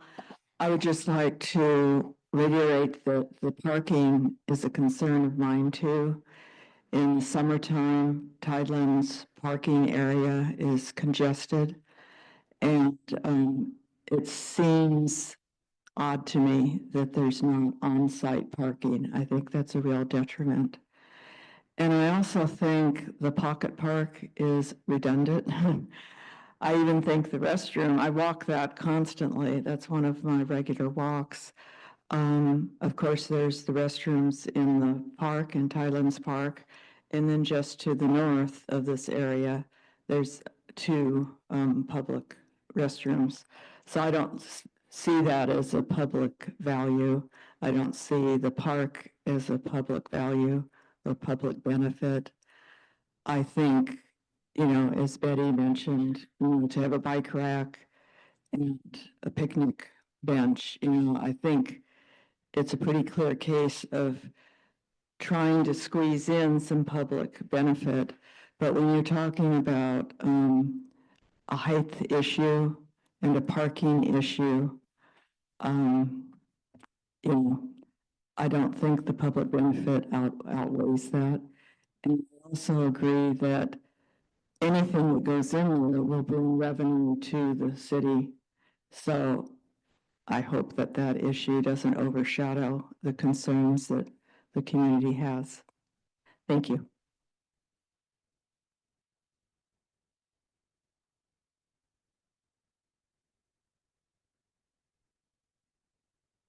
Council. My name is Sean Green from here in Mobile. The first thing I wanted to mention is about the appeal process and how it does generally feel during today's meeting that an applicant who absolutely can appeal a planning commission decision, the sort of assumption from the general public is that that project then goes to the council to confirm or overturn the previous board's decision. Now, if there are immaterial changes, I could see that sort of playing into the discussion of the appeal portion. But when you do see a significantly changed project and then are making a sweeping decision based on a number of basic renderings that you have before you, it does feel a bit hasty, is what I would say about that. As for the project itself and specific items on it, the handful of things that I wanted to mention include the Pocket Park. It's a matter of taste, perhaps. I happen to disagree with the previous speaker. The Pocket Park on the south end is an essential part of the community benefits from my perspective. That's where our Harbor Walk is essentially going to start. And the fact that, sort of getting to my number 2 item, the applicant wisely responded to the Planning Commission's suggestion about finding some way to honor Reg in his building. However, plopping down a replica version of Reg's and eliminating half of the Pocket Park space, to me, really eliminates that portion of significant public benefit, in my opinion. The third item that I wanted to mention, and I noticed that just based on the renderings, the retention of basically heavy commercial pier infrastructure paired with what looked like, you might have to bring the renderings back up, what looked like vehicular traffic under that tunnel structure, which I believe as presented to the Planning Commission was formerly a pedestrian access way, seems to present a potential safety issue if vehicles are going under that tunnel structure as opposed to pedestrian-only traffic through that space. And then lastly, I do want to say, I contributed hundreds of hours to the discussion of public benefits. And you might have seen in agenda correspondence some documentation that I played a large role in putting together. It's an imperfect science, and it's approaching a better process. But I don't think anyone can say that our projects at the Planning Commission level haven't gotten better as a result of the community benefits discussion. So to say otherwise, I think, is disingenuous. Best of luck in your deliberations. Thank you.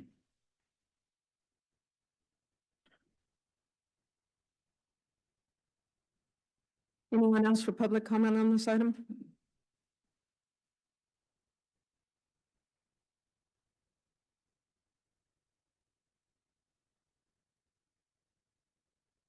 Natalia Mirzoyan.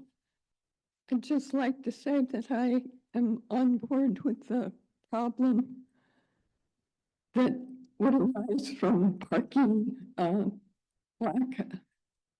of availability of parking. And there seem to be several other issues. For me, a very big one is setting a precedent down there of a tall, bulky building that will block the view of established businesses across the street. And the whole thing sounds like it's a little unsettled and needs to be worked out a little better. So I hope you will save it for something in the future so people can plan it a little better. Thank you. Anyone else for public comment on this item?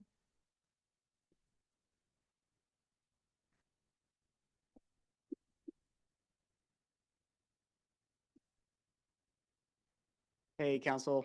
So I'm one of the owners of 456 Embarcadero Inn, right across the street from the proposed project.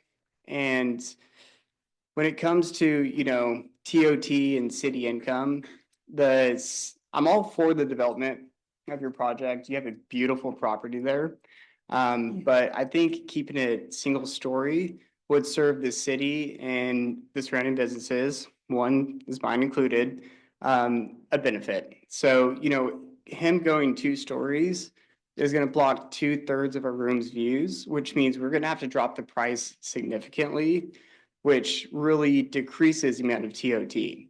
So if we're looking at 2 units versus about 16 units, as far as revenue coming in, it's something definitely to consider.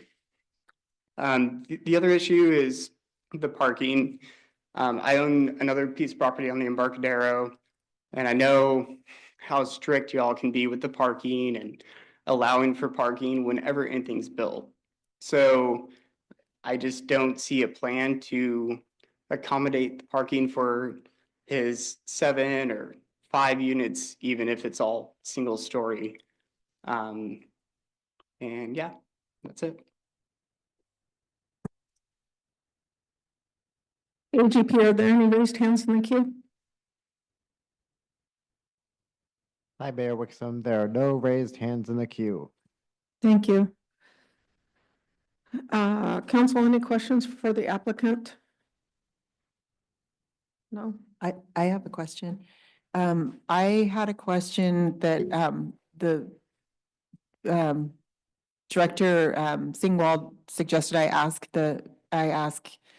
the applicant, which is, I don't understand what the meaning of, the language, about the deck, the 2nd-story deck. I'm not finding it right here, but something about translucent, vents and, I don't see, oh, here it is. I need help understanding what cutouts and translucent grates are. Okay, the grating is a fiberglass deck that has a certain percentage of light penetration. What we're using is got 40% light penetration with the sun vertically. The Planning Commission wanted us to reduce the size of the deck, even though we were using translucent or see-through grating, because they were worried about the tunnel effect of the actual length of our decking. But the decking we're using has slots in it, so that there is light penetration. It's not a solid deck. And that's the same decking we would be using on the south end over the eelgrass. This is approved by the Coastal Commission for light penetration over the water where there is eelgrass. Okay, well, as a woman who likes to wear dresses, I don't think the eelgrass would be a concern of mine, but the people down below, might concern me. So how will that, do you think maybe women won't go upstairs that are wearing skirts and dresses, or? We have other decks everywhere with this grating. So we do have the same decking that's good for high heels. It just doesn't do any good for your dress. Yeah, so you could, someone could stand down there and look up. I guess. Okay. I guess it could. I'm just trying to understand what that will be. Yeah. We could put some signage up, maybe. No dresses allowed. This is a community benefit. It might only be benefiting a portion of the community. See. Okay. Any other questions for the applicant? No? Everyone good? I don't, I kind of got distracted on that one. Yes, no?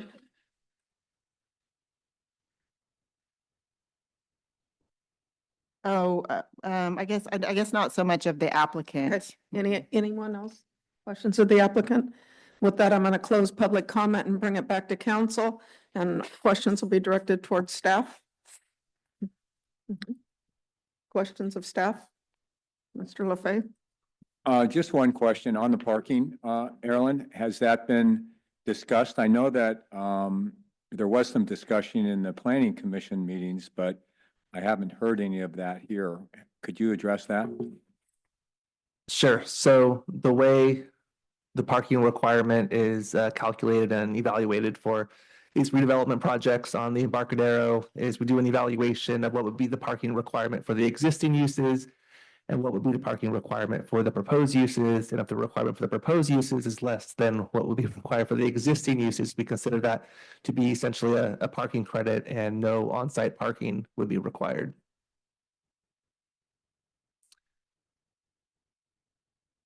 Thank you. I have a couple questions since I've let everybody else go several times. I'm going to jump in there. There was a question about the vehicle pedestrian traffic and because of the still having the commercial use of that. How has that been addressed in that driveway? Now that is a good question. And I do notice on the elevations, it does show a truck parked underneath the viewing deck near the commercial wharf. I'd actually like to give the applicant an opportunity to address that comment and how they intend to maintain public access in that area with the commercial use. Hang on one second, Mr. Schultz. That would be at the discretion of the mayor. She's already closed public comment, so. Do you want an answer to the question? Okay, the council would like an answer to the question, please. Sorry, Mr. Gillian. Yeah, we encounter that now when we have commercial operations and we have a chain that goes across the walkway to stop pedestrian traffic when we have any kind of vehicle access in and out of the wharf right now. So it'd probably be the same procedure. We'd have some type of fencing or chain that would restrict public access in front across the harbor walk at the times that we're using the waterfront access or bringing vehicles into that loading area. So it's a temporary thing that would be restricting traffic while we're working in that area. Thank you. Can I add to that? Wouldn't it have to be on 3 sides? Because wouldn't it have to be on the Harbor Walk side? Yes, it would be. Now we don't have that problem, but it would have to close the Harbor Walk and then the sidewalk in front of the access. So you're right, there'd be 3. Is that going to be like a very frequent use? Oh, I don't know. If we're loading a vessel, would probably half an hour, 20 minutes or something like that. They still would be able to go up to the observation deck if they wanted to be in that particular area. That wouldn't be obstructing them. But I actually haven't worked out what the conditions would be, but it'd only be when we're actually using the area. We wouldn't have to restrict it. And that vehicle that was parked there, that was really more just to show a loading and unloading zone for the hotel. So you could pull in there and take bags out or whatever off the street. Thank you. So, Mr. Singwald, would that be a condition of, or does that have to come through your office at some point in this for approval of what that looks like as far as the safety or traffic or flow or something? From a planning standpoint, I think the concern is impacts to, public and coastal access in that location. I mean, we heard the explanation from the applicant. I think if that is a concern for the council, we could work on the proposed condition of approval that ensures that the public access to that area isn't impeded for more than a certain amount of time. Thank you for that. And then some of the comments that were made about the changes to the project. Most of the changes, I think, to the project were the ones that were recommended by the Planning Commission. And the council does have the discretion to hear the project and add or subtract conditions anyway, regardless of how it's presented from direct from there or not. One of the things was about the tunneling and shade. So that's all been addressed. Yeah, and could I maybe use this as an opportunity to respond to that general question about process. Thank you. First of all, in my presentation, I should have stated this, that the Planning Commission put a tremendous amount of thought and energy into this project during those 3 meetings. I do understand that the first meeting, the meeting was held, but because 2 of the planning commissioners weren't present, I think the rest of the commission, the 3 commissioners who discussed it, were hesitant to go into a very substantive discussion and direction because 2 commissioners were missing. But regardless, again, the commission put a lot of energy and thought into this, and I can say pretty confidently that no commissioner took the decision lightly. It was a very difficult decision for them to make to deny the project. I also want to be clear that I'm in no way implying or stating that the Planning Commission would have approved this revised project. There's really, no way to know. We did take real careful notes in the minutes of the exact statements of the commissioners during deliberation, and that is available in the council's packet. I do think it's fair to say that, again, a major theme of the discussion was concerns about height and mass and bulk of the structure. I think overall it is a positive that the applicant had took those comments to heart and has submitted a revised project addressing those concerns. With that said, I do want to clarify that the only change between what Planning Commission looked at on November 19th and what we're calling the revised project this evening is the elimination of the hotel room. So the concept of Reggie's Place, the second story deck cutouts and grates to let light come through. Thank you, Greg. That helps a lot. So all those changes were already presented to Planning Commission. The one change between what Planning Commission looked at and what applicant is presenting tonight as a revised project is the elimination of one of the second floor hotel rooms. I also want to talk about just process. Of course, the applicant has the right to file an appeal. The applicant does have a right to propose a revised project for council consideration at this hearing. And of course, the council has the discretion to approve the revised project, approve the original project, deny the project, or send a project back to Planning Commission. So I just want to make that clear. And on kind of a technical note, there was a comment during public comment regarding the office use not being explicitly allowed as an allowable use on the waterfront.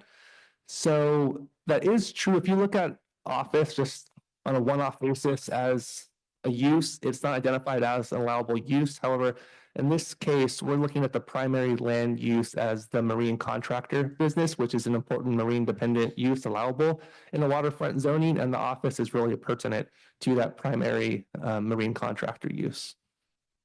Thank you for clarification on that. I appreciate it. I'll hold the rest of my questions for now and pass it down to Councilmember Eccles' questions. No, Councilmember Edwards' questions. And then Councilmember LaFay, looks like you're back. No, I don't have any questions. I've actually studied this project. I've been to all 3 Planning Commission meetings. I've had the opportunity to meet the applicant. I walked the site, and I was on the Harbor Advisory Board with Gene here and Jeff for 7 years. And one of the things that we really wanted to convey is a working waterfront. This project gives us the opportunity to blend the new and the old and to keep that working waterfront idea alive. And that's the comment that I want to make. Thank you. Any other questions, Councilmember Lander? Or staff? That's okay. All good. Oh, I do have one question. Although I don't really feel like it's squabbling, I would like to ask how the total height will be verified by staff, and if there's any, if the project is to go through, and if, like, what happens if the height is exceeded? What will that recourse be? That occasionally happens. So there is a process in place where at foundation, a surveyor has to go and actually certify the finished grade height, the foundation, and then once the structure is built, a surveyor goes out and verifies that the height meets the height requirement. And in my relatively short time at the city, I've been involved in situations where a structure is built a few inches over the height limit, and we've made the contractor go and make adjustments to the roof structure, and they're usually able to find a way to bring it down a few inches. Thank you. That would probably be what happened across the street at the Embarcadero Inn, now 456, when they violated the height. Comments? Mr. LaFay, you're good? Councilmember Landrum, comments?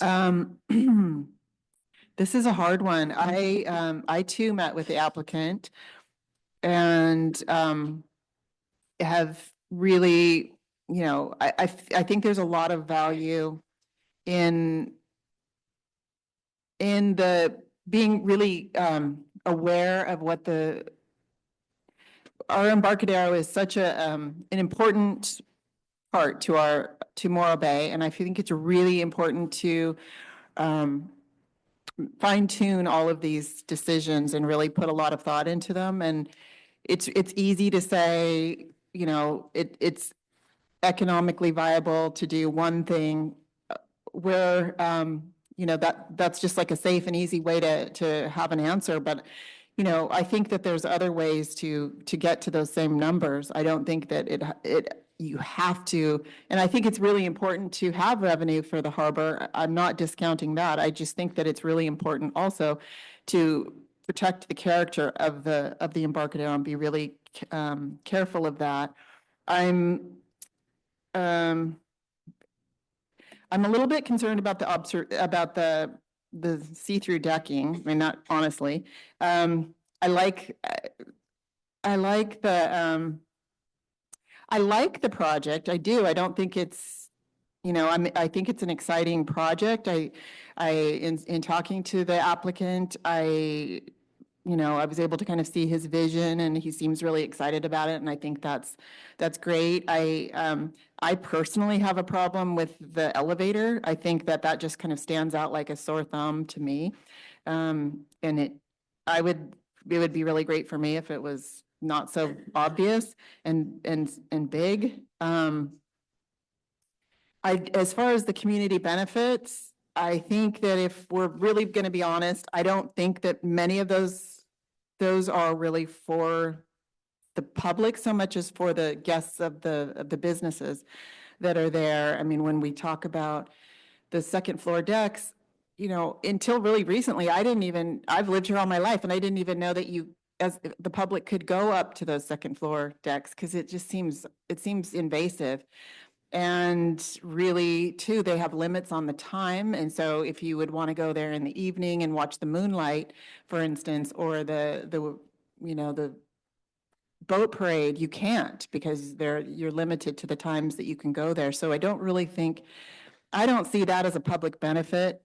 I think that the pocket park, the way it's designed with the second, the applicant eliminated the one room upstairs, and I like that. I think that the little retail outlet on the end for, food or whatever is going to be there is a nice feature that will activate kind of that end of the Embarcadero. And I think the little park makes sense with that. I don't know, maybe it is a lot to fit all of those features into that park. And let's see.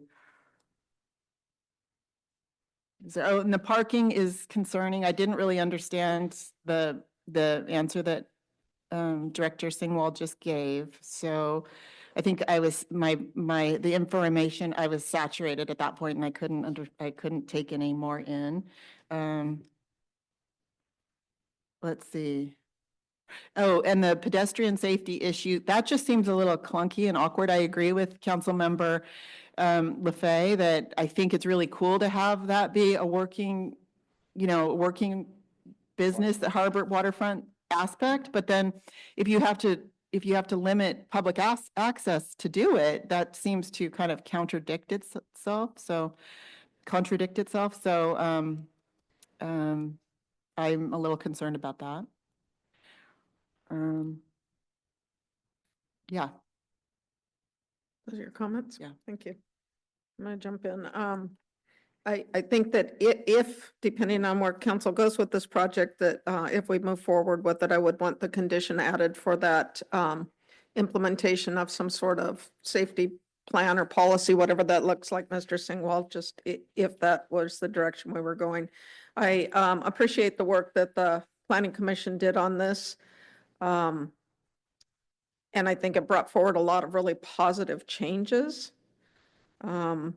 Addressing those conditions that they brought forward has hopefully made this a better project in some ways. I like the idea that it becomes a continuous harbor walk, as we've talked for many years about the Harbor Walk Fund and who hasn't paid into it and who has, and all the stop gaps along the city Harbor Walk that, you know, the stop gaps in between projects and things.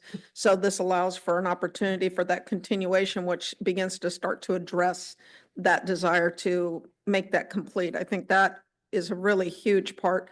I appreciate after doing the last project that we had so many questions. Some of the things in this 93 conditions, that's hard to believe, that it does spell out specifically that the walkway can't be impeded with personal things. I think that as we keep doing these master leases, we're getting better about addressing those on the front end rather than the back end. So I appreciate those things being included in there. And there was a nice letter that we received from Judy, who was Reg Woodley's partner for many, many years and worked there for many, many years. And just, you know, talking about the idea of Reggie's Place and kind of what that would mean and including that in. So I see those positive things, and I'm curious to hear from my other council members here, so I'll pass it down. Thank you, Madam Mayor. First, to disclose an ex parte communication. I met with the applicant several weeks ago on the location and went over the plans with him. I appreciate all the public comment that I've heard tonight on both sides of this issue. It's helpful, and I've listened to you. At the beginning of this process, and like Councilman Lefebvre, I've watched it. I watched was at or watched all the planning commission meetings, and even spoke with some of the planning commissioners back then. I had some very serious reservations about this project, primarily based upon the bulk and the scale, and the height, particularly when I thought the height was 25 feet all the way across. So after doing more research on the project, I found out more about the height issue, and that lessened my concerns there, particularly with the articulation, the design of the project, because it's not, I had concerns about creating a tunnel effect at that end of the Embarcadero, sort of a wall effect. And because of the particular design of this project, I don't see that as a major issue. The parking is not optimal, and I see the parking in general on the Embarcadero as a challenge and as a problem for us. At the same time, though, I don't want to see automobiles occupying prime waterfront viewing areas. So there's two sides to that parking issue. I believe the process did work in this instance. And I believe that we do have a better project. I want to thank the applicant for, you mentioned that you feel that you reached balance. I think you were responsive. Well, there's no doubt you were empirically responsive to the suggestions that were made by the Planning Commission, because those are in your revised project now. So I believe this is a better project than was first presented. In terms of the Pocket Park, you know, that's that lease site at the very end, lease site number 49, that has been unused since the inception of those Tidelands properties. Basically, we were told when I was on the Harbor Advisory Board that the city would practically give it away to somebody just to get something productive there. So the fact that this lease site is being put in use, I think is a benefit to the city. And the idea of the Pocket Park being small, you know, it is a gathering place. I view it more frankly as a viewing platform. I spent a lot of time down there in the last month. I spent a lot of time down there anyway, but particularly right at this lease site.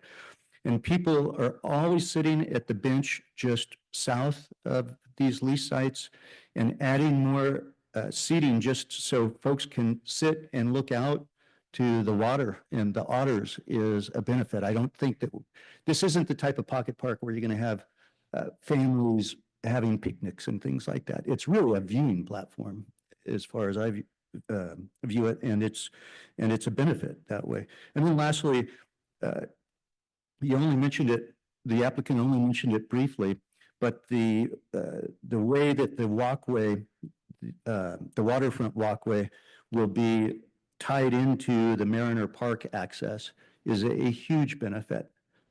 Instead of having to come up into the park and then in a narrow walkway, get back to the waterway, this applicant is going above and beyond in providing a walkway there at Mariner to help with our waterfront walkway. And that meets our waterfront master plan, actually exceeds the waterfront master plan. So I'm pleased with the process. I'm thankful for the revisions that have been made. Thanks. Thank you. And before moving down to Councilmember Edwards, I need to ex parte also. I think we all met with the applicant.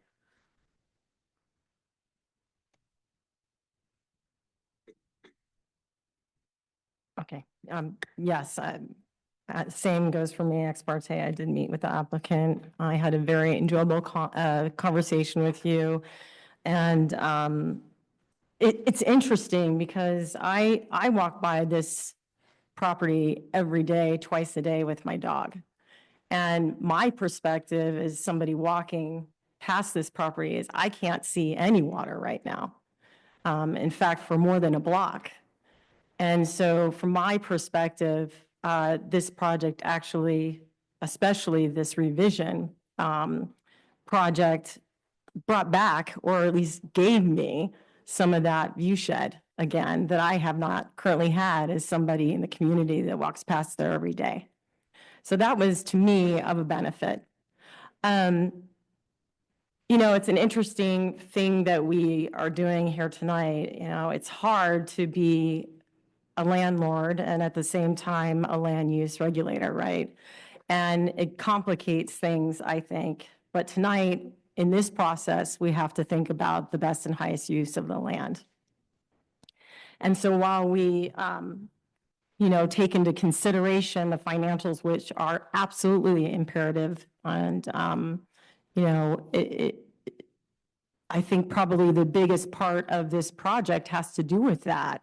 And it's the fact that the revetments, the pylons, the actual area there by the water is being fixed.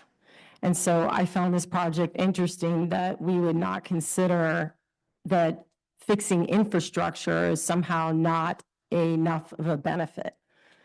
So this process has been an interesting one to me, especially talking with regard to how many, you know, what amount of public benefits is sufficient.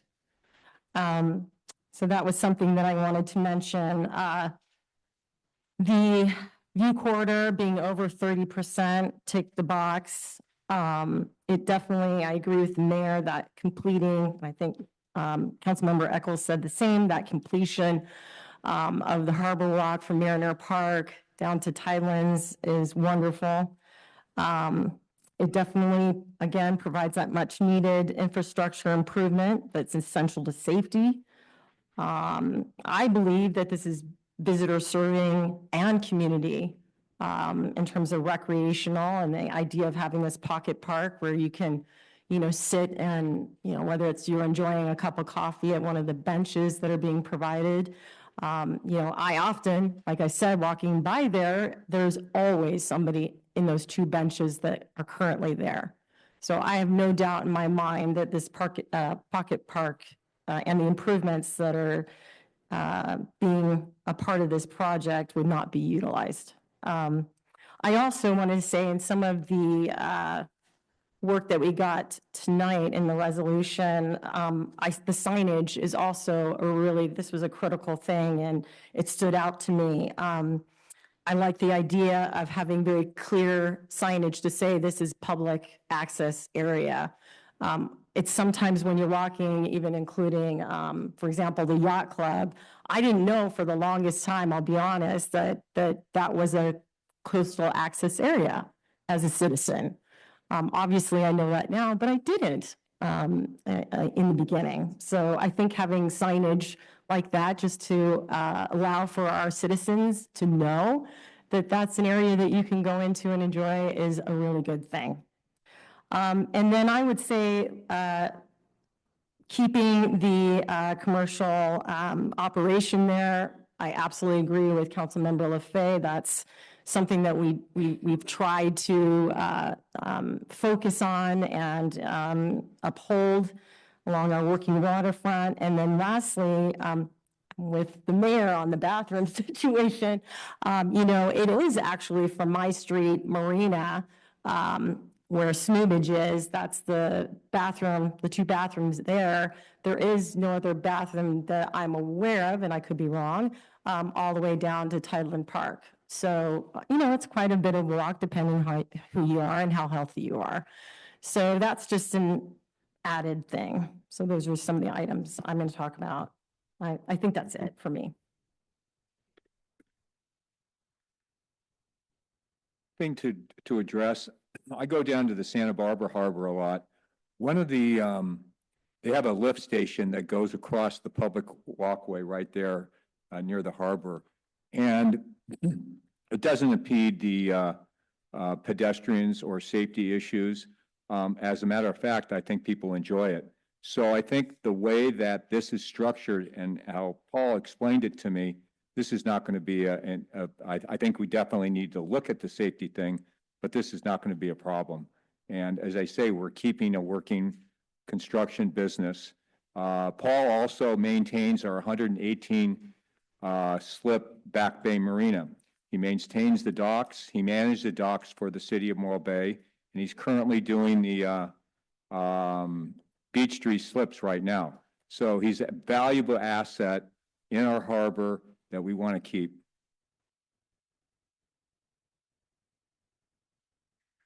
Madam Mayor, I'm prepared to make a motion if there's no more discussion. Please. All right. And I move that we adopt resolution number 0425 to uphold the applicant's appeal, accept the applicant's revised project, and reverse the Planning Commission's denial of CUP 24-04 based on the findings and conditions contained therein. Madam Mayor, I'm sorry to interrupt. Before the council votes, I do have suggested language for the commercial wharf safety access situation if there's interest on the council for that.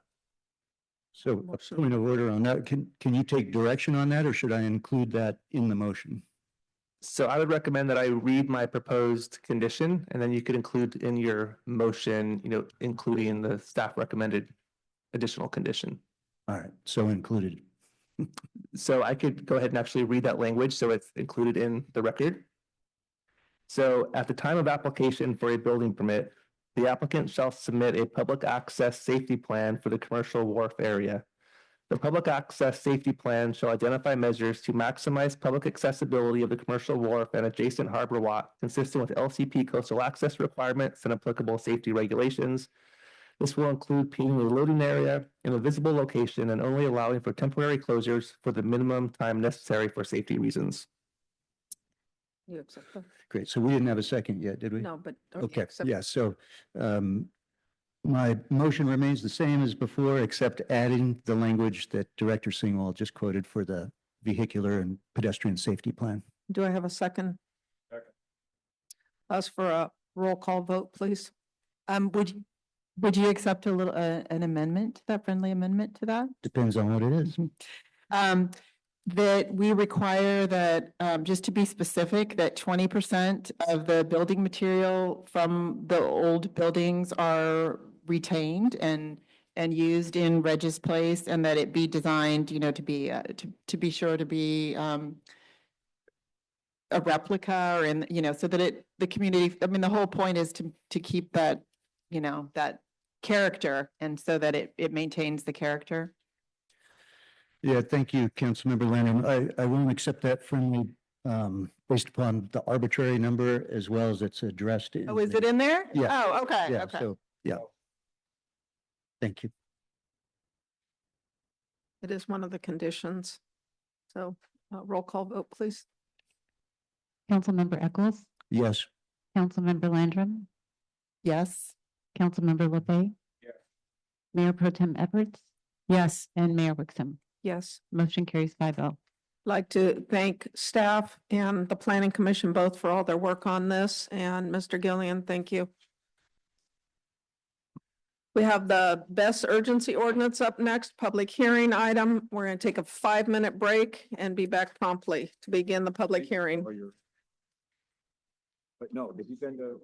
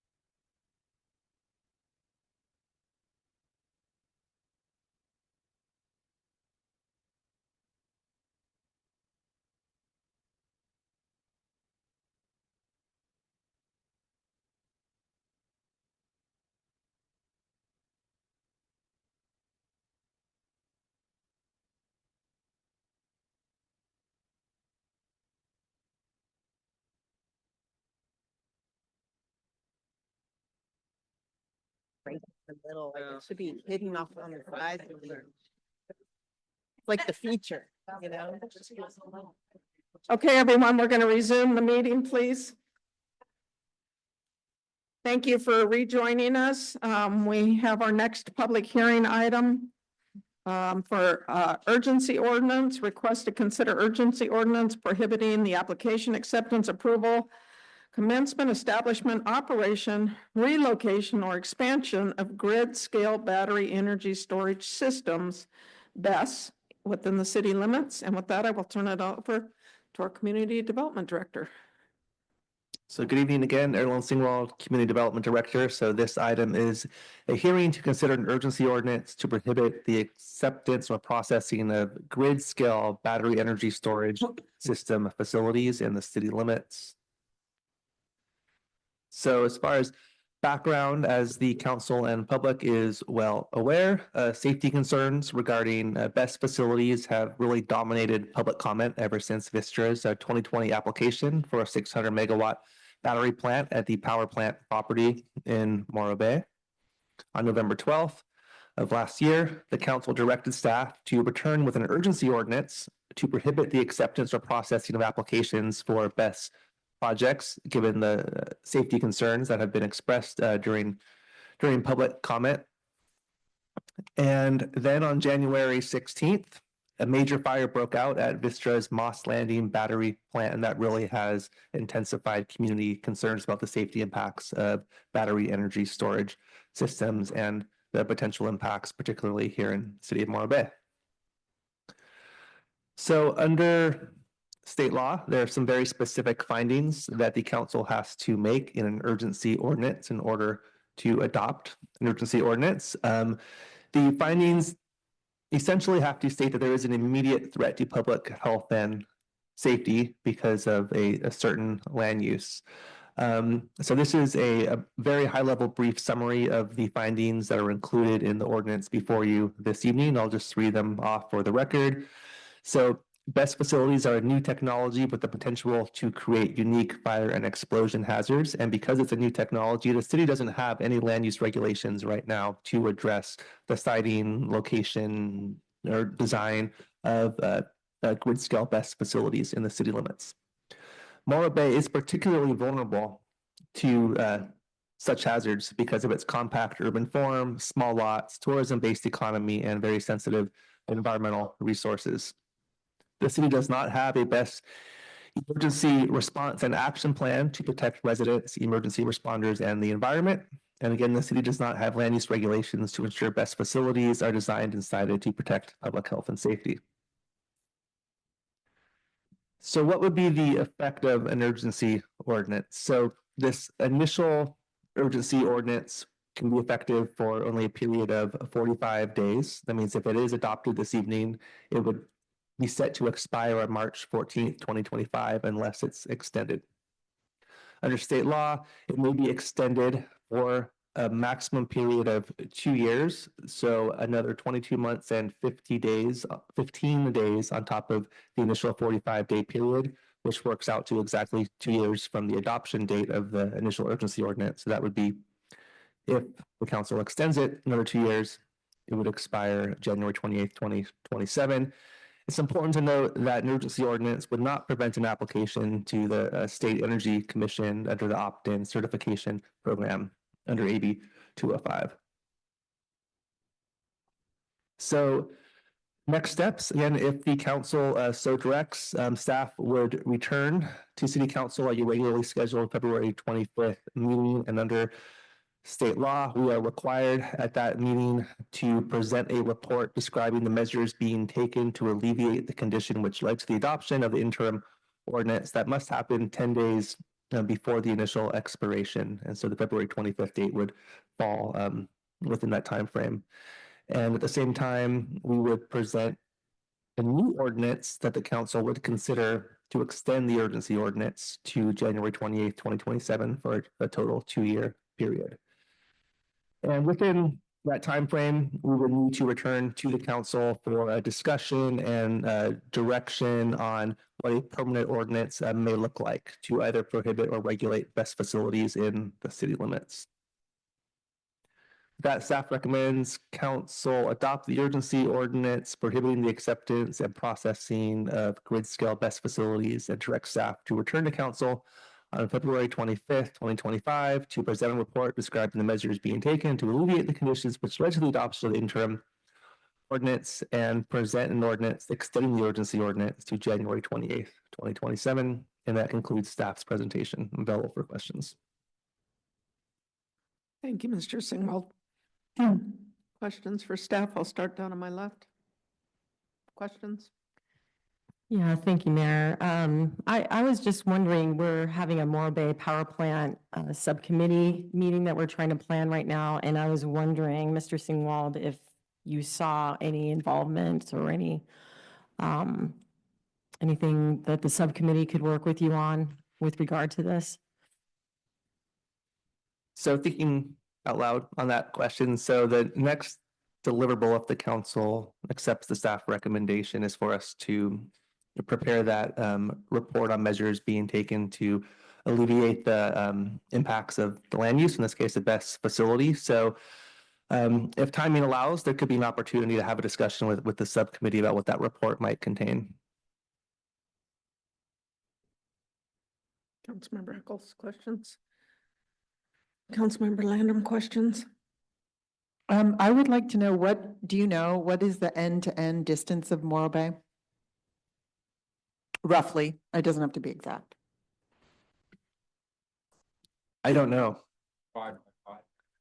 I will find the answer and I will memorize it for the rest of my time as the community development director. I don't know at this moment. Want to say I had looked it up the other day and we're 5 square miles of land and 5+ square miles of water. So So but would that's that be not like end to end. 2.5 by 2.5 or something like that? 2.5 feet long? I mean, miles long? 5 miles? 5 miles. In length? Yeah. Okay. From your land. So if you consider, I mean, somewhat the Vistra property is sort of in the center of either end. So from one end to the other is about 2.5 miles from the Vistra plant. And that I was just trying to understand that. Thank you. Because, and I'll tell you why, because there's been news articles recently about the fallout from that being, they found toxic debris and heavy metals in the estuary there that were 2 miles away. So when you think about citing these things, you need to kind of consider that. That's where I was going with that. Are you talking about the Elkhorn Slough? Yeah, okay. Just now being discovered, yes, from that. This is a public hearing item. If council doesn't have any questions right now, I will open up the public comment period. I have 2 speaker slips to start with, Rachel Wilson, followed by Nicole Dorfman.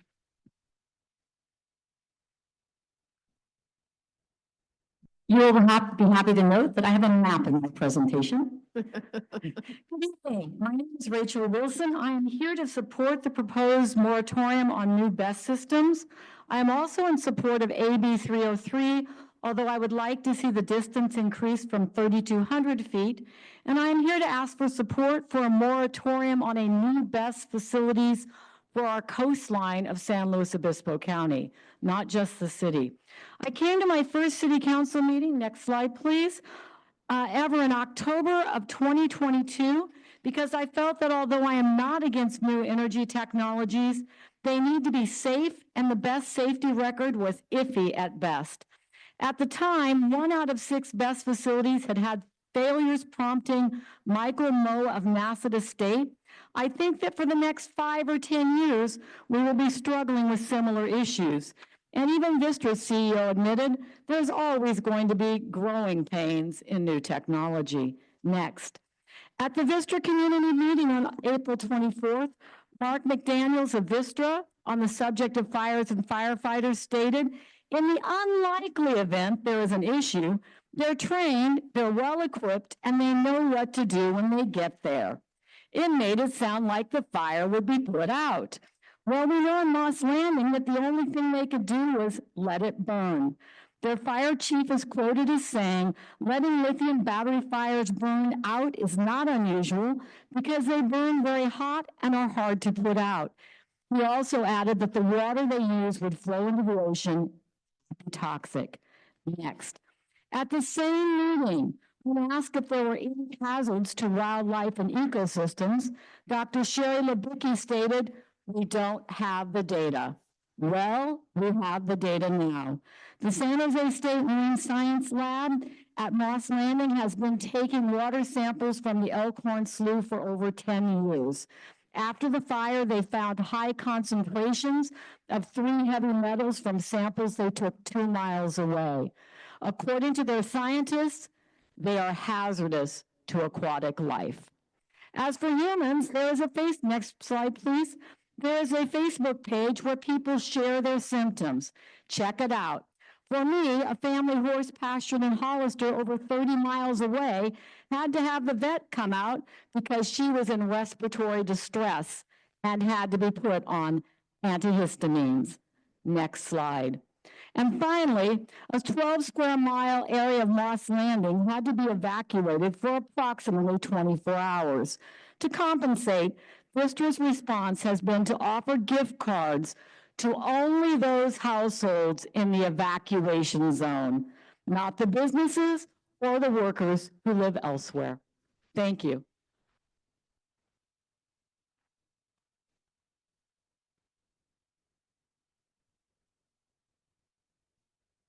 Hello, good evening. Nicole Dorfman. Thank you so much for taking up this emergency ordinance. I think it is extremely appropriate and it's very welcome by the community.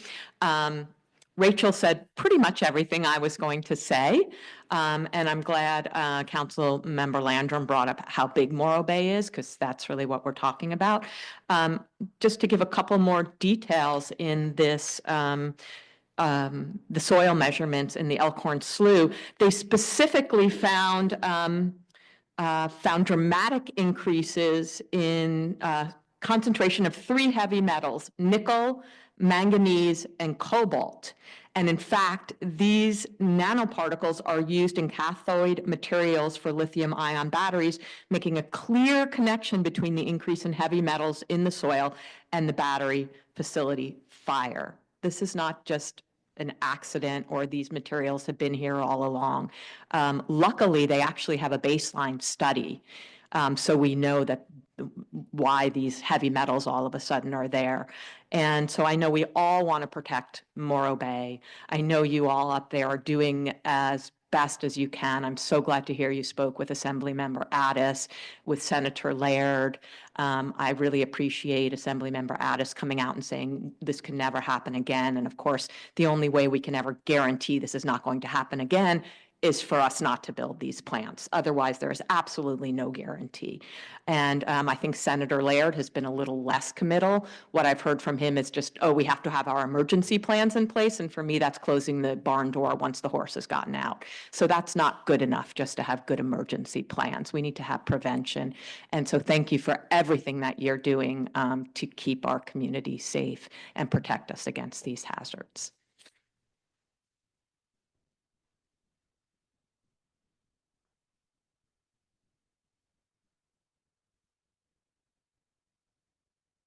Natalia Mirzoyan. I too agree with both the previous speakers and everything they said. And there's one other thing that I learned recently about the fires and the chemicals that are in them. And I don't know, there's one that is extremely disturbing, and I think it should be repeated to people as often as possible. And it's called the bone destroyer, I believe. It's a chemical that gets into your bloodstream and leaches calcium out of your bones. And I don't think anybody wants that to happen, but apparently if you're breathing in and out, you won't have it happen to you in one of those fires. So it's please don't allow that here. Thank you.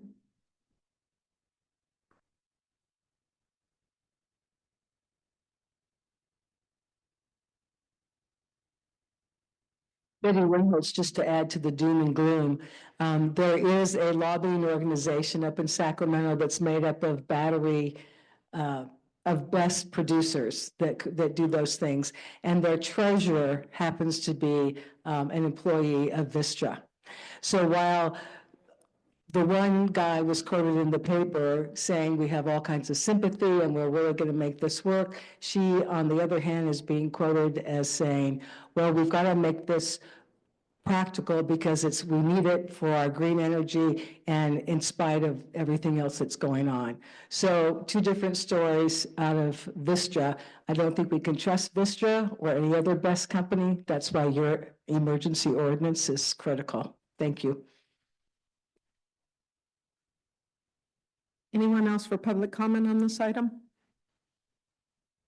AGP, are there any raised hands in the queue?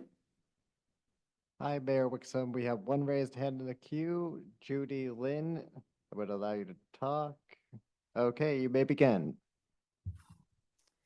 Staff, thank you so much for this well-written ordinance. I think it's a really good start. It's temporary, but it is hopefully going to lead to something permanent. We've learned a hard lesson with this Moss Landing fire being so close to us. It just really, instilled in us the dangers. And so when a large industry comes into our city and sugarcoats, how much money we're going to earn and everything, and presents a toxic industry that has a potential for danger, I believe we need to listen to the potential for danger and put that at the forefront. And I would like to see this ordinance go further than just a BES. I would like to see Morro Bay take a permanent stand in saying no to all toxic industry that can poison our water or our air. We have too much to lose, and we need to just grasp onto potential danger and not be fooled or sidelined by money. So thank you so much. Thank you, Judy. Anyone else for public comment? With that, I will close this public comment to this hearing item and bring it back to council. Mr. Singwald, I have a question. I guess it would be hopefully directed to you. The ordinance doesn't stop somebody from using AB 205 as it is currently standing. So what is the pros and cons? I'm supportive of this ordinance, and I'm appreciative of our community actually pushing us and Councilmember Landrum pushing to bring this forward, and thank you for your work on it. But how do we, is there a way to avoid, I guess what I'm trying to ask, that they automatically just bypass us and don't even come? Is there a way, is there an ordinance somehow that they still come through us? We put this ordinance in place and they just, if somebody wants to cite a BES here, they just bypass us. Is there any middle ground somewhere, I guess is what I'm asking. So what comes to mind is, like I mentioned, sometime during the effective period of this urgency ordinance, we're going to have a discussion with the council on what a permanent ordinance could look like.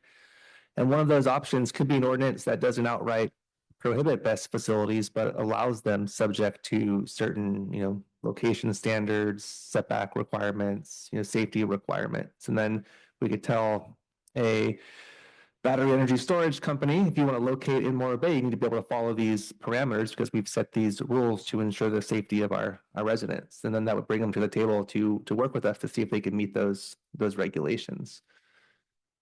And so they obviously could still just choose the option of saying, we're not interested in meeting your ordinance requirements and we'll just go straight to the CEC.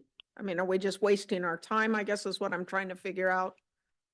They will always have that option to go to the CEC, as Councilmember Landrum explained during her report at the beginning of the meeting.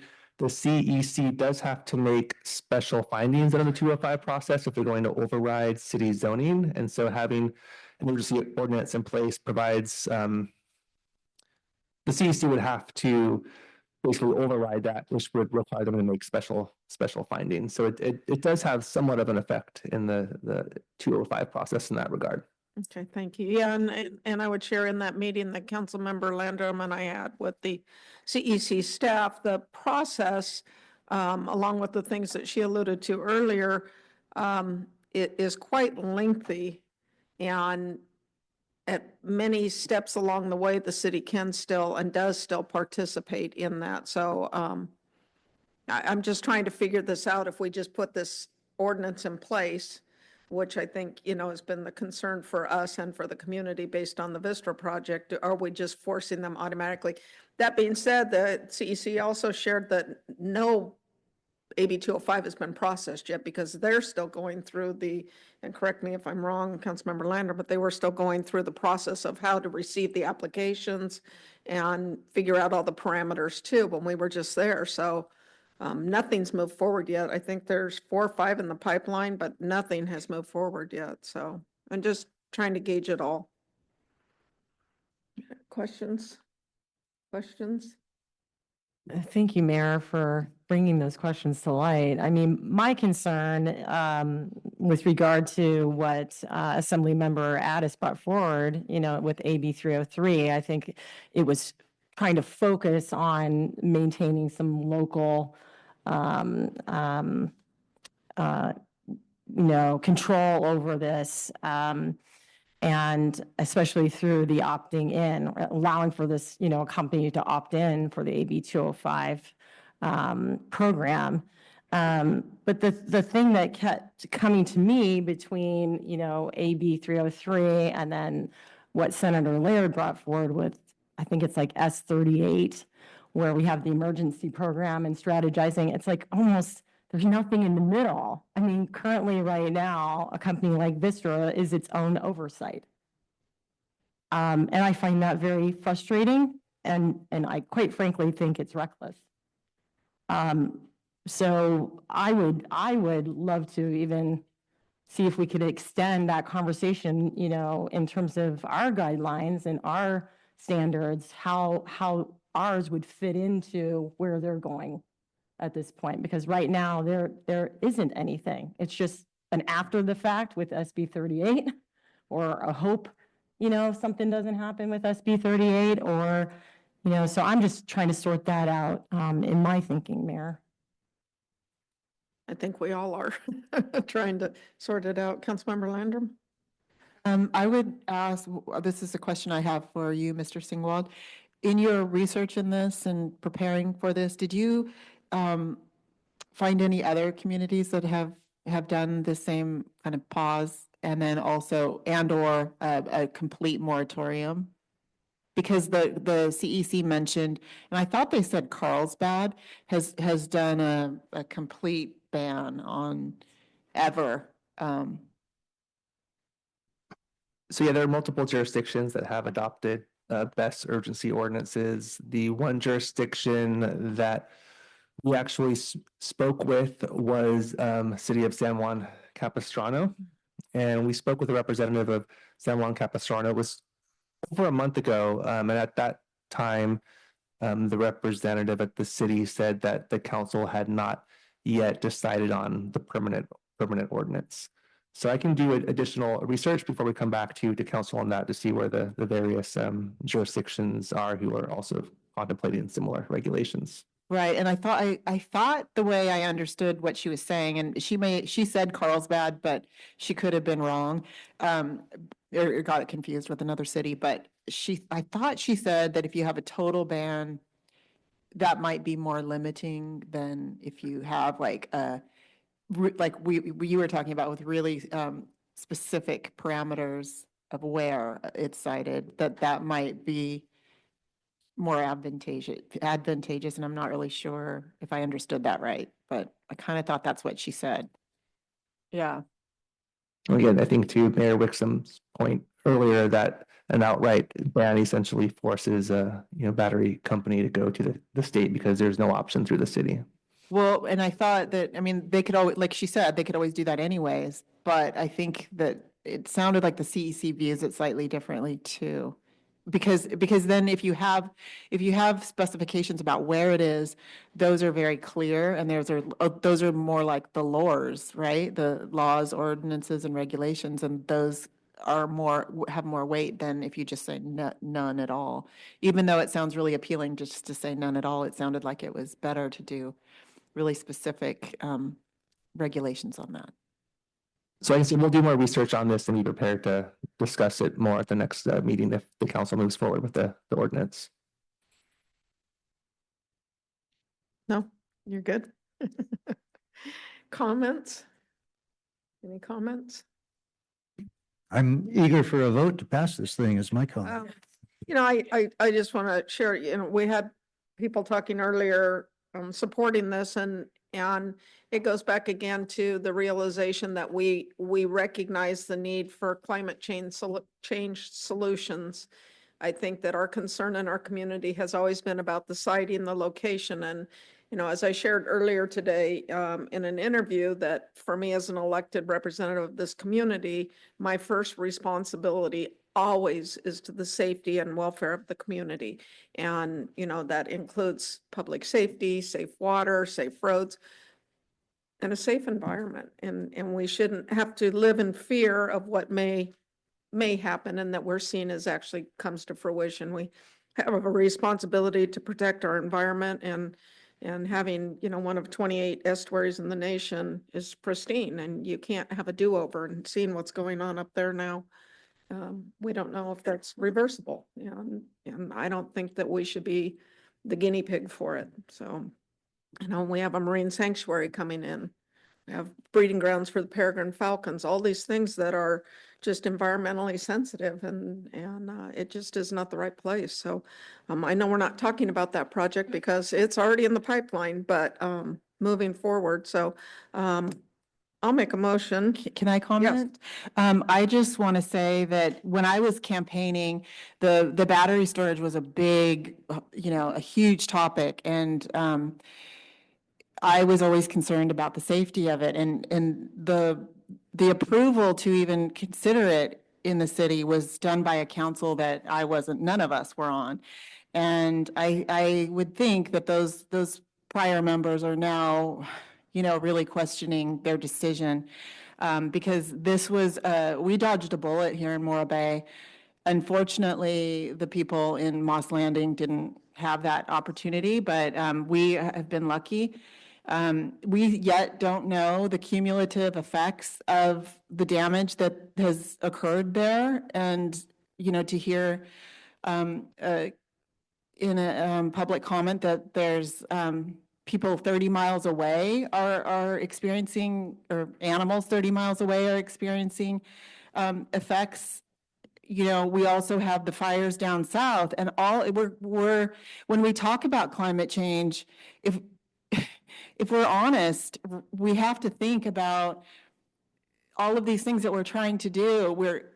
When do we ever cut back? When do we ever stop, you know, buying so much plastic that can burn in a fire? When do we ever, you know, we're trying to move forward so fast that we're forgetting the basic things. And I just really think that this battery stuff is so unknown, and we've really gone too far ahead too fast. And anytime that you would try to, you know, go into a relationship with a Fortune 500 company out of state in Texas that has filed for bankruptcy multiple times, and you would trust them to tell you the truth, you know, that's shame on you.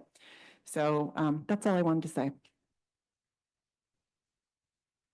Thank you. And, you know, again, I want to thank Assemblymember Addis's office. Not only has she proposed AB 303, and hopefully we'll get it out of through committees and move it up the line, but asking for Vistra to withdraw their application, but just her support. She's reached out to all 5 of us individually, as well as our staff, and made her staffers available. This is her home too.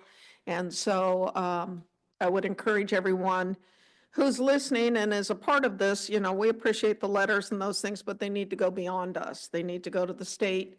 They need to go to the federal government.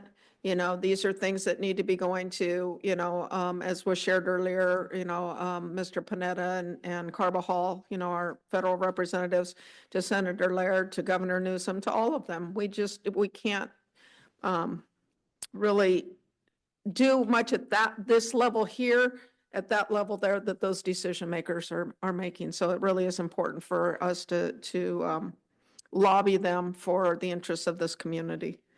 I will move that we we consider an urgency ordinance prohibiting, whoops, I'm looking for the wrong things, wrong page, sorry. Where's my action? Adopt by number and title only for further reading waived, with further reading waived, urgency ordinance number 668 entitled an urgency ordinance of the City Council of the City of Morro Bay, California, imposing a prohibition on the application, acceptance, approval, commencement, establishment, operation, relocation, or expansion of grid-scale battery energy storage systems within the city limits during the pendency of the city's review and adoption of regulations of such uses and findings, and the action to be exempt from CEQA prohibiting application for grid-scale battery energy storage systems facilities within Morro Bay city limits for an initial period of 45 days. And direct staff to return to council at the regularly scheduled meeting, February 25th, 2025, council meeting with an ordinance extending the best urgency ordinance to January 28, 2027. And I'll ask for a second. I'll second that. Thank you. And I'll have a roll call vote, please. Councilmember Eccles? Yes. Councilmember Landrum? Yes. Councilmember LeFay? Yes. Mayor Pro Tem Edwards? Yes. Mayor Wixom? Yes. Motion carries 5-0. Thank you very much.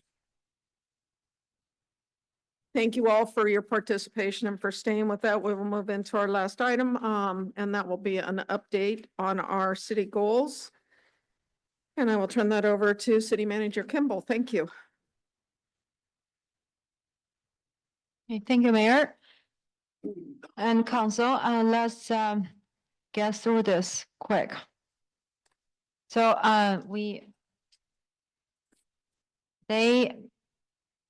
it is my pleasure to update the City Council and the general public on the City Council goals. We're gonna get a general update and talk about key achievements. Okay, thank you. And then we'll move on to a brief statement regarding the future process. A quick summary. City Council have adopted 27 goals for the period of 2023 to 2025. 7 short-term actions under the focus area of public infrastructure, 6 short-term actions under public under economic vitality, 7 under housing, 7 under community engagement, and it's very evenly distributed. And out of the 27 short-term actions, we completed 60% of them. Let's go through each of the action areas. And under public infrastructure, we have 7 short-term action goals. First, I wanted to talk about the storm recovery. We have made significant progress in this regard.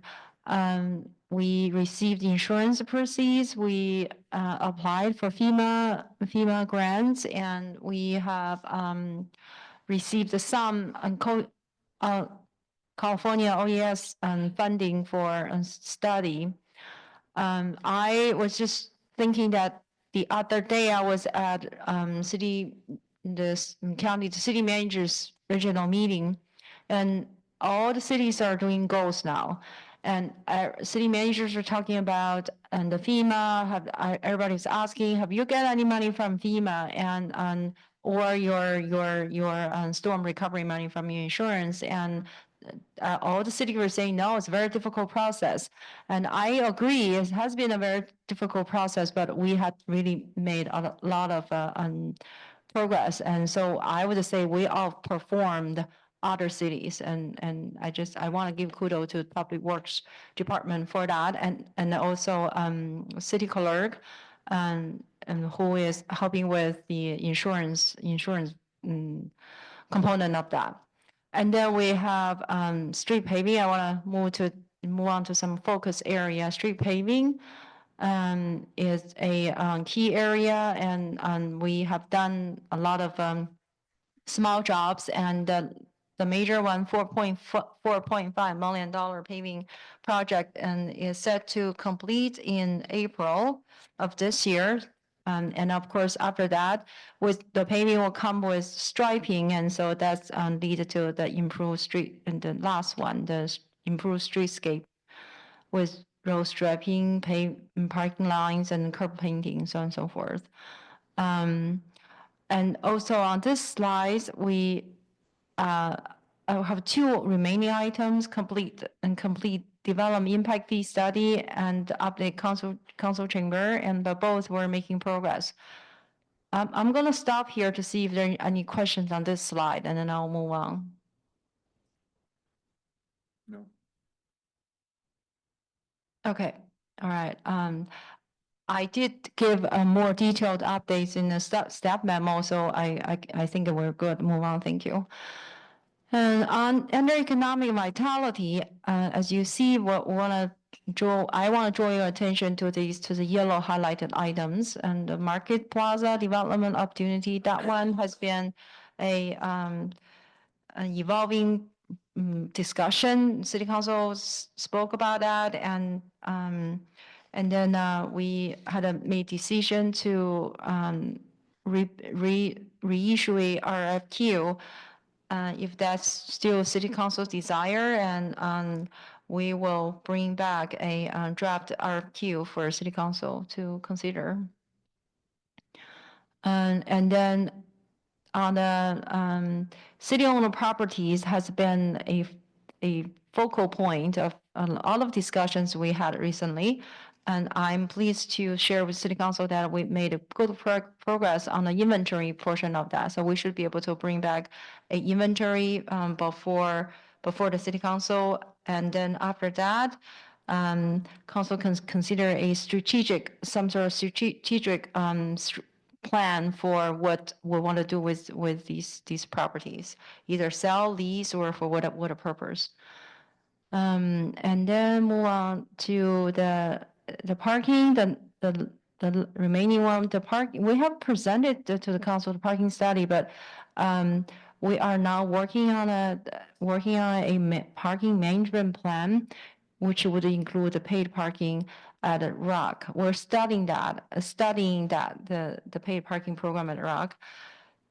Chief Watkins had formed a committee, and I had attended the first meeting of the committee, which includes staff members.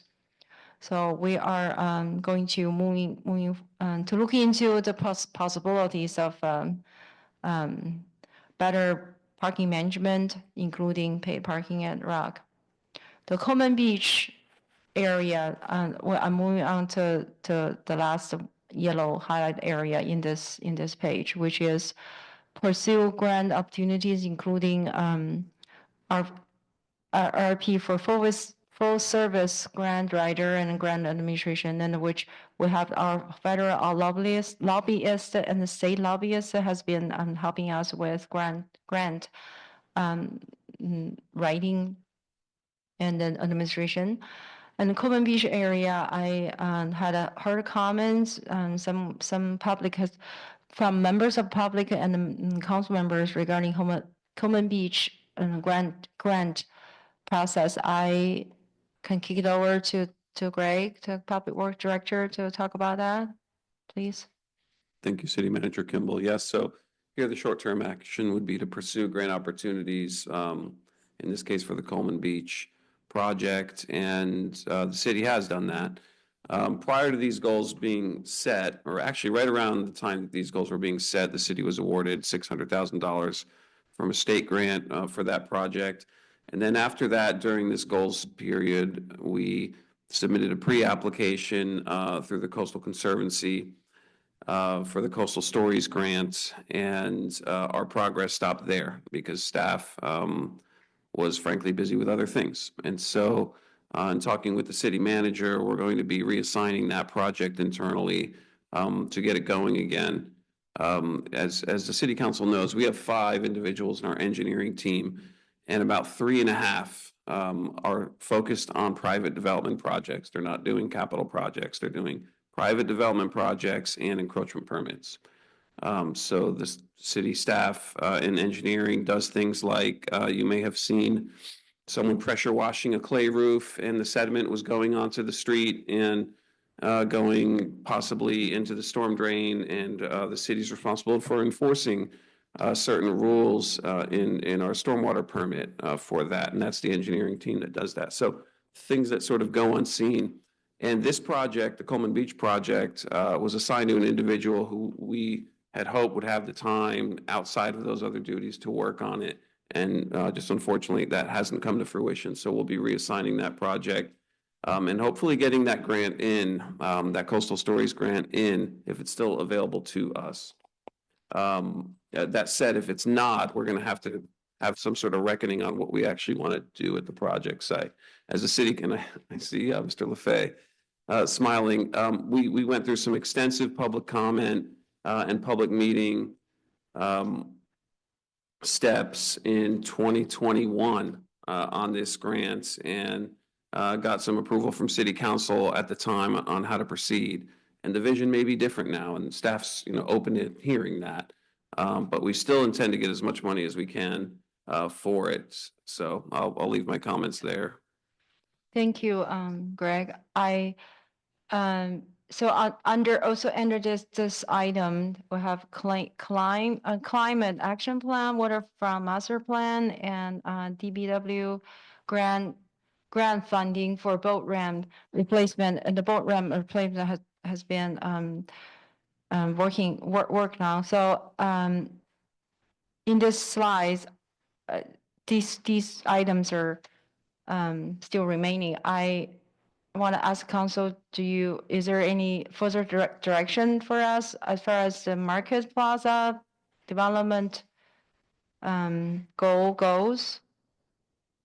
The current prior to this council, the direction was for us to bring a new RFQ before the city council and with for the entire 3 parcels, the entire parcels.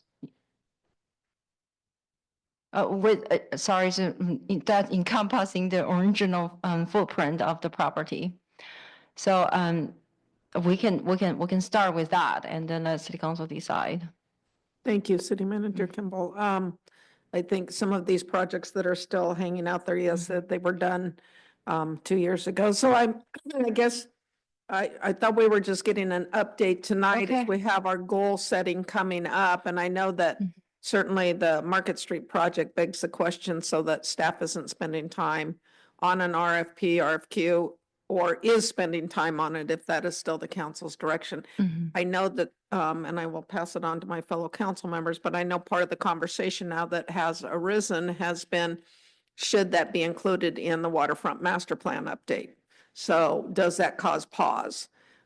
And so I'm not sure. So I guess I'll go to my right down here first and start with council. Well, again, to go through this insanity about an RFP is foolish. We've had this property for 20 years. I'd say just pause it until the waterfront master plan and give us some opportunities to really see, what we want to do with it. I guess my feeling is the same as before. I think that the properties should, I'm interested in selling that property, but just the property on Market Street itself, not the 2 other parcels with it. And that's how I feel. The lower property definitely is in the waterfront master plan purview, but I'm not sure the Market Street one is. Maybe if the city wanted to, I'm definitely in favor of selling it. The single property that has the building on it right now. And as for the RFP for grant writer and grant administration, if we're asking about that too, I think that could be wrapped into our conversation when we talk about the city attorney. If we have an in-house city attorney, that really could be taken care of at that time.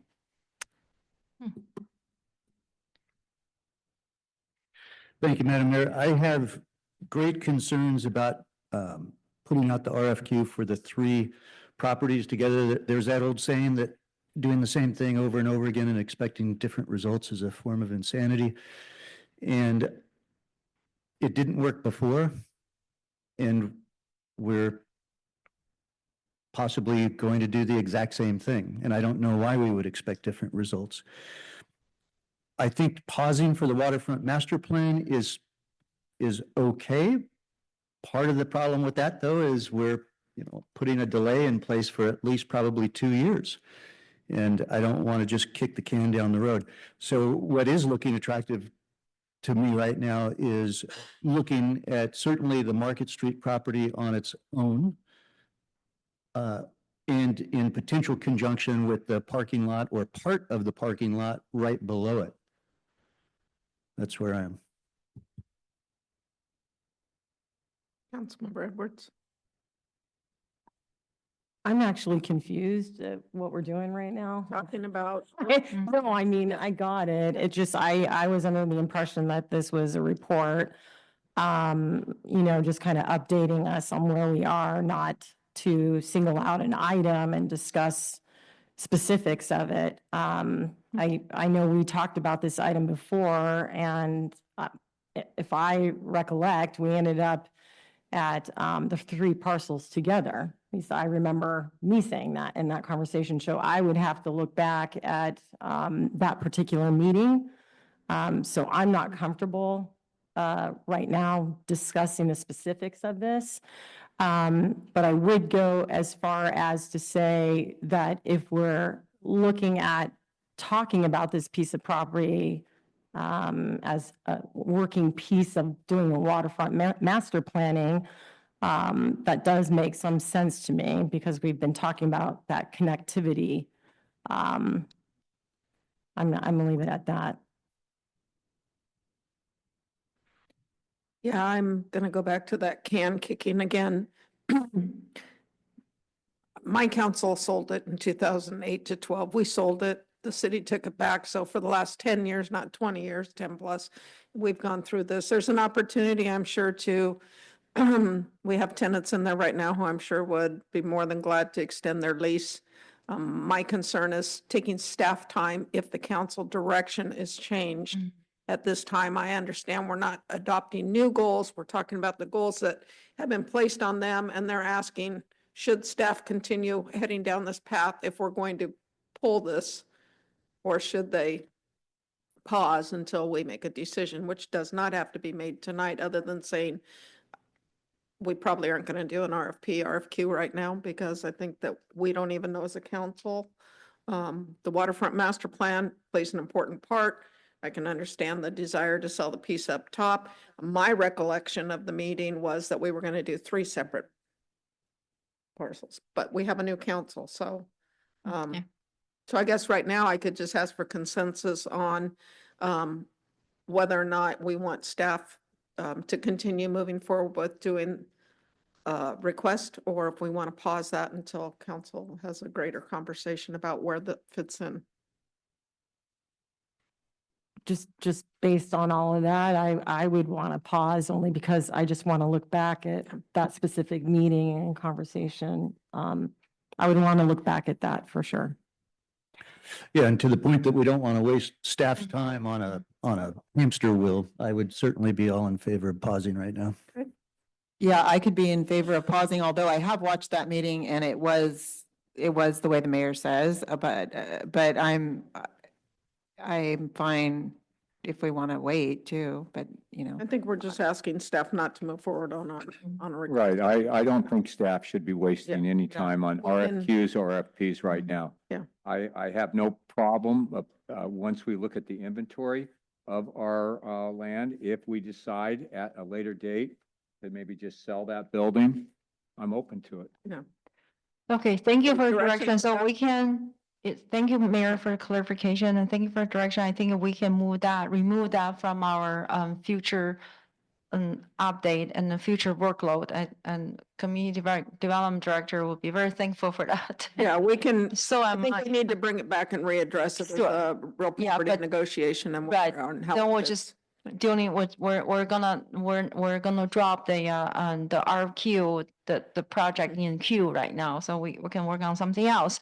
And we can focus on the inventory, that, and then bring before the city council with that portfolio, give you a chance to review everything all together.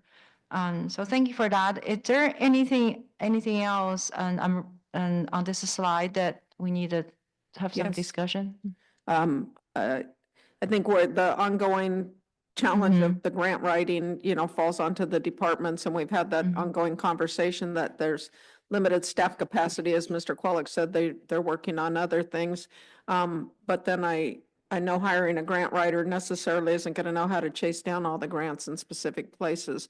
So again, that circles back to maybe utilizing our lobbyists in a different way. Yes, we have it. I'm really frustrated about the public launch ramp and the fact that, harbor directors before has nothing to do with you, Mr. Munson. And, I hope that you hear that, the city didn't pursue that grant because of the ADA requirements for the bathroom. And I think that was a really wasted opportunity, as I believe there probably could have been other money found, other opportunities. So I hope that we readdress that, because the public launch ramp is horrible. And Mr. Qualick, I see you moving towards your. If I may comment on that, Mayor, and I appreciate that. I just want to say out loud that I've met with Mr. Munson, my staff has met with Mr. Munson, and we've broken down some silos already. And I completely agree with you, Mayor, that we've missed some opportunities. We have money sitting around in other projects that isn't being spent.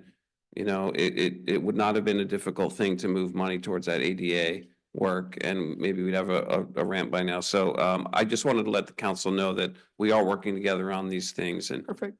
yeah.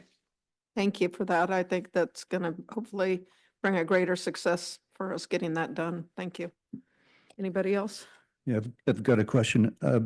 With regard to the paid parking study, my understanding is it's only looking at the Rock parking lot currently. Mhm. Do you think it makes any sense to include the Triangle lot where boat storage is right now, adjacent to the Maritime Museum? And I suppose if you thought that that could make sense to include that in the study, then perhaps I could get some consensus up here as well. Thank you for the question. This parking study, let me email the parking study to city council after this meeting, so you can refresh your memory on that one. The Triangle lot at that point, I don't believe that's included as a parking lot. It has been occupied as boat storage facility. So I had the harbor director is doing some analysis on that lot to see if what's the best use. Is boat storage or parking or some combination of something? And if it's okay with city council, would like to finish that analysis now? And at the same time, would allow staff to look into the study or the existing parking management plan and focus on perhaps to design a program for the Rock. So what I'm saying is that give us some time while we do the analysis, and we're gonna proceed with an original thought as far as the parking, the current parking study goes, and probably by the next time we do, we'll give city council a go update, we'll know where we stand on everything. Thank you. I would just ask that you keep that Triangle parking lot in the back of your mind, because the committee that's doing the work on the study for the Rock, a lot of that work is going to be duplicative or similar to the study that would be done for the Triangle lot. Yeah, it yeah, you're correct, yes. Thank The parking, the rock parking lot, we were doing, there's a coastal commission's requirement, so we need to meet that requirement first. But that was the significant step we need to, significant concern that we need to address. Thank you. If I could just add to that, it goes back up to the public infrastructure and the paving and striping goal. If maybe the city might want to consider repainting the curbs on the Embarcadero, that would, encourage people to follow the timed parking. I think that might just be a really quick, easy way to maybe start to solve some of the problems. And it would be accomplishing a goal.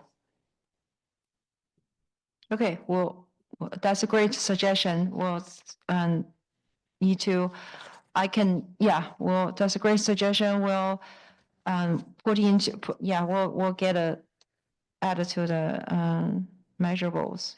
Madam Mayor, I have one more question with regard to striping, because you just sparked something in me. There's no crosswalk in front of the Maritime Museum to get across the street. And I've stood there for a while, and I've had friends that have stood there for a while and counted on a weekend dozens of people going across. So I don't know if that's under the striping auspices. I don't know how much of a study needs to be done to determine if we need a crosswalk. But in terms of a safety issue and striping, just from a layman's perspective, it would be great to see a crosswalk there. Mayor, if I may, and that's a wonderful suggestion, and typically with those sorts of suggestions, we'll have the PWAB look at it and get their opinion. So that's certainly one that we could put on their radar. And it is quite possible that if it's recommended by the PWAB to move forward with it, that we could take care of that within this goals period.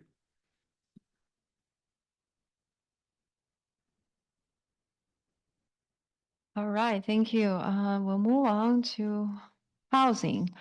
So we did, let me get to my notes. We did well on the housing and end of that. And then the Seashell, the yellow highlight was Seashell Estate property that has been revised into something else. So that has been changed, this goal, become a process that community development department is gonna process that goal, process that project, and I believe it's tentatively scheduled for February, for planning commission in February, Seashell State. Tentatively scheduled for February 18th. Okay, so then now this is a very extensive list here, and identify affordable housing incentive program. On this one, this has evolved into discussion with the downtown design district. This public meeting is still in the works, and will be the final meeting will be complete by spring. And again, this community development director had a really long work list. So this is, has been, it's in progress. So we're working on that, but it's not complete yet. So any questions on this one? I don't know if some of those goals are completable when you work in participation with the countywide right 5-year strategic plan. I mean, that's subject to, those other parameters. So I appreciate Mr. Singwald's work on those items. Yeah, really, when we say complete, it's just at a snapshot. At this time, we did these things, and then like Mayor stated, thank you for that. It's these things you can't. Housing is a housing element program. It's always we'll have to be in compliance with and state arena and all that, and then you explore achievable options for the city and the city level emergency warming centers, the pilot home. We explore that, but then your condition change, then there are new opportunity arise. So you would have to remain nimble, flexible. So this is really, this is ongoing. It's just housing. Okay. I guess I would ask real quick, since the city attorney's here. You know, there was a comment that was made before about being current with our housing policies, because of the housing by right, and so I'm not sure, you know, where we are with community development and the legal requirements that, you know, make sure that we have the protections so that somebody doesn't come in and do something by right, and I'm not sure who I'm asking. Erlen might be up to speed more than I am because I haven't looked at our housing policies and our objective standards. I was very familiar with all those issues in the Bay Area for the 13 years I was up there in the housing element. I know our housing element is current, and that's the biggest issue. The ones that are out of compliance with housing element means it's pretty much a free-for-all. They can do whatever they want. But I'm not sure where we are with as far as objective standards and making sure those are in place. So if those are in place, we should be protected, but they can always be relooked at. So, yes, it's just to confirm our housing element is in compliance. We do have objective design standards incorporated in the new zoning code update. I would also mention that some of those housing laws that allow for by right housing, when you're behind on meeting your RHNA goals, those don't apply in the coastal zone. So we have some additional protection by being within the coastal zone. Thank you for that. Okay. Moving on to the last one is community engagement. We're doing very well on community engagement. City council members, you have your individual and community outreach activities, and that's really enhanced, and the overall effort is such a team progress. I wanted to bring your attention to this one, the yellow highlight one.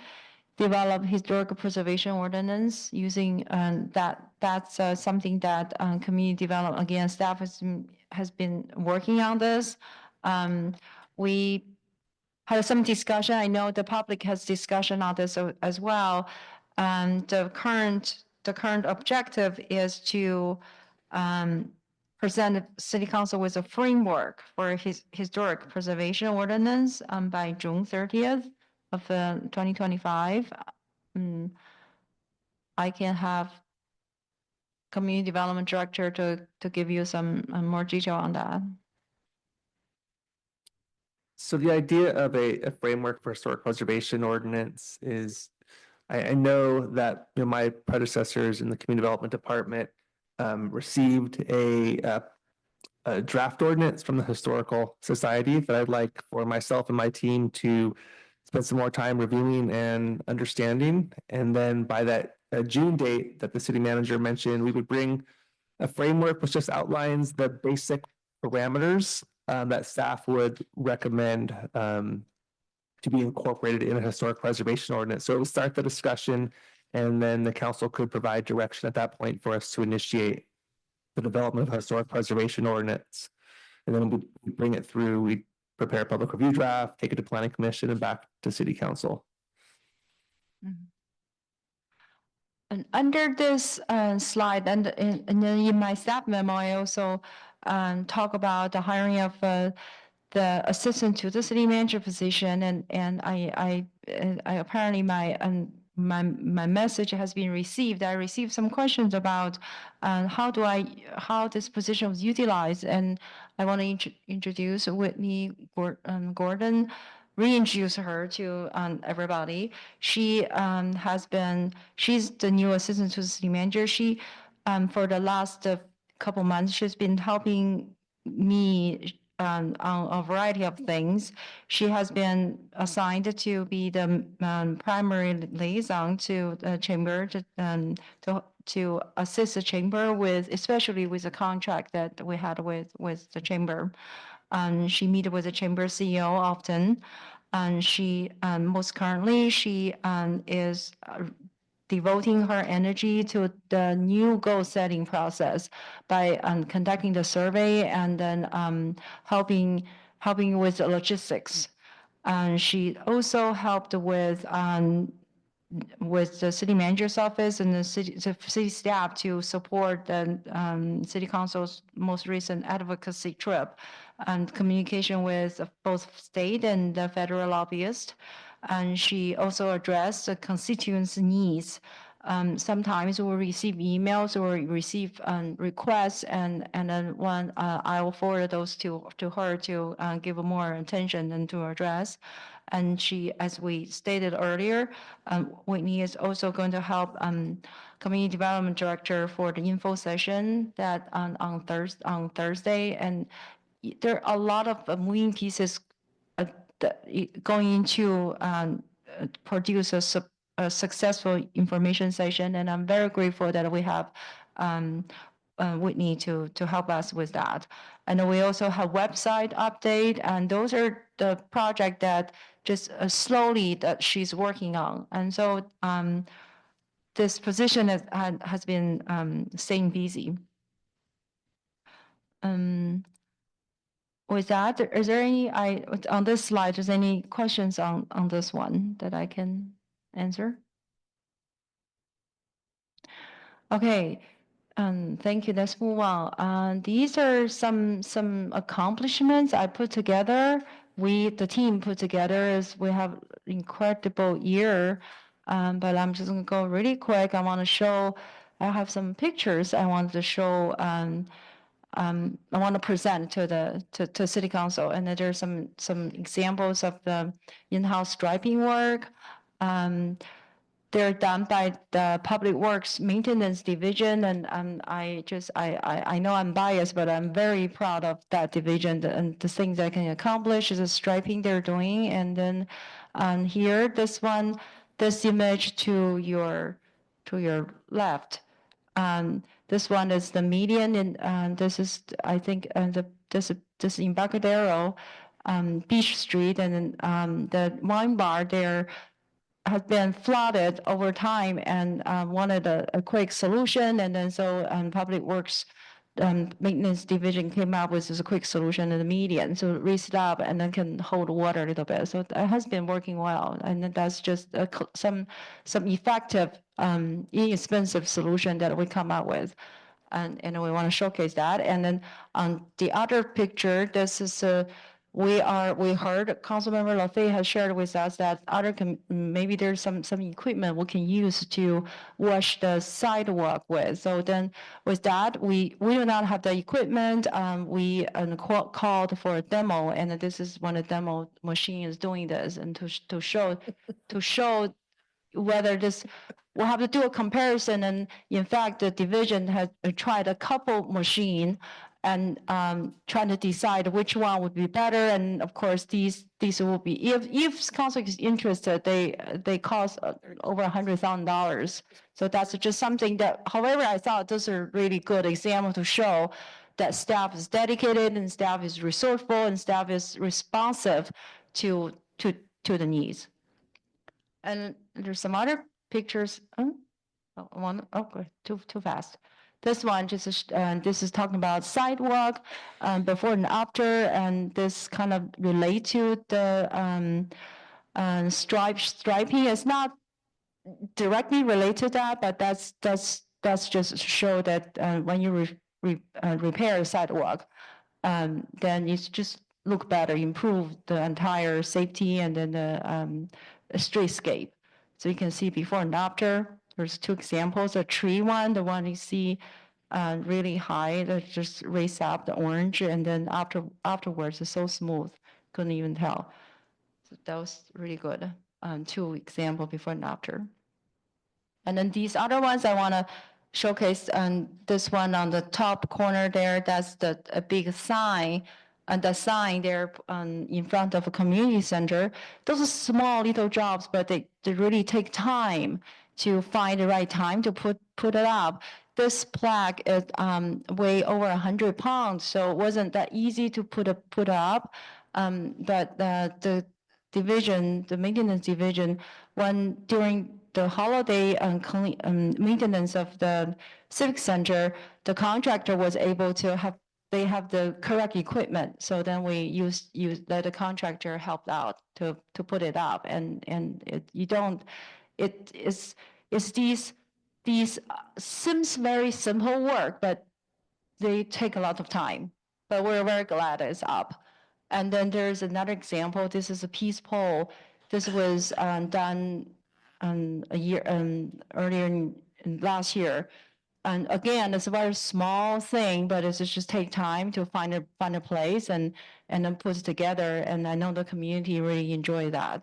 And then to your right there, there's a tree, the wind blow down the tree, and then Public Works Division and Maintenance Division came to clean it up, and then that's the after, the before and after. So these are, you can see the results. And then there's a sign, put up a sign for the camping after the camping ordinance passed, but we'll have to post signage so that we can assist the police department to do what they need to do. And then that's a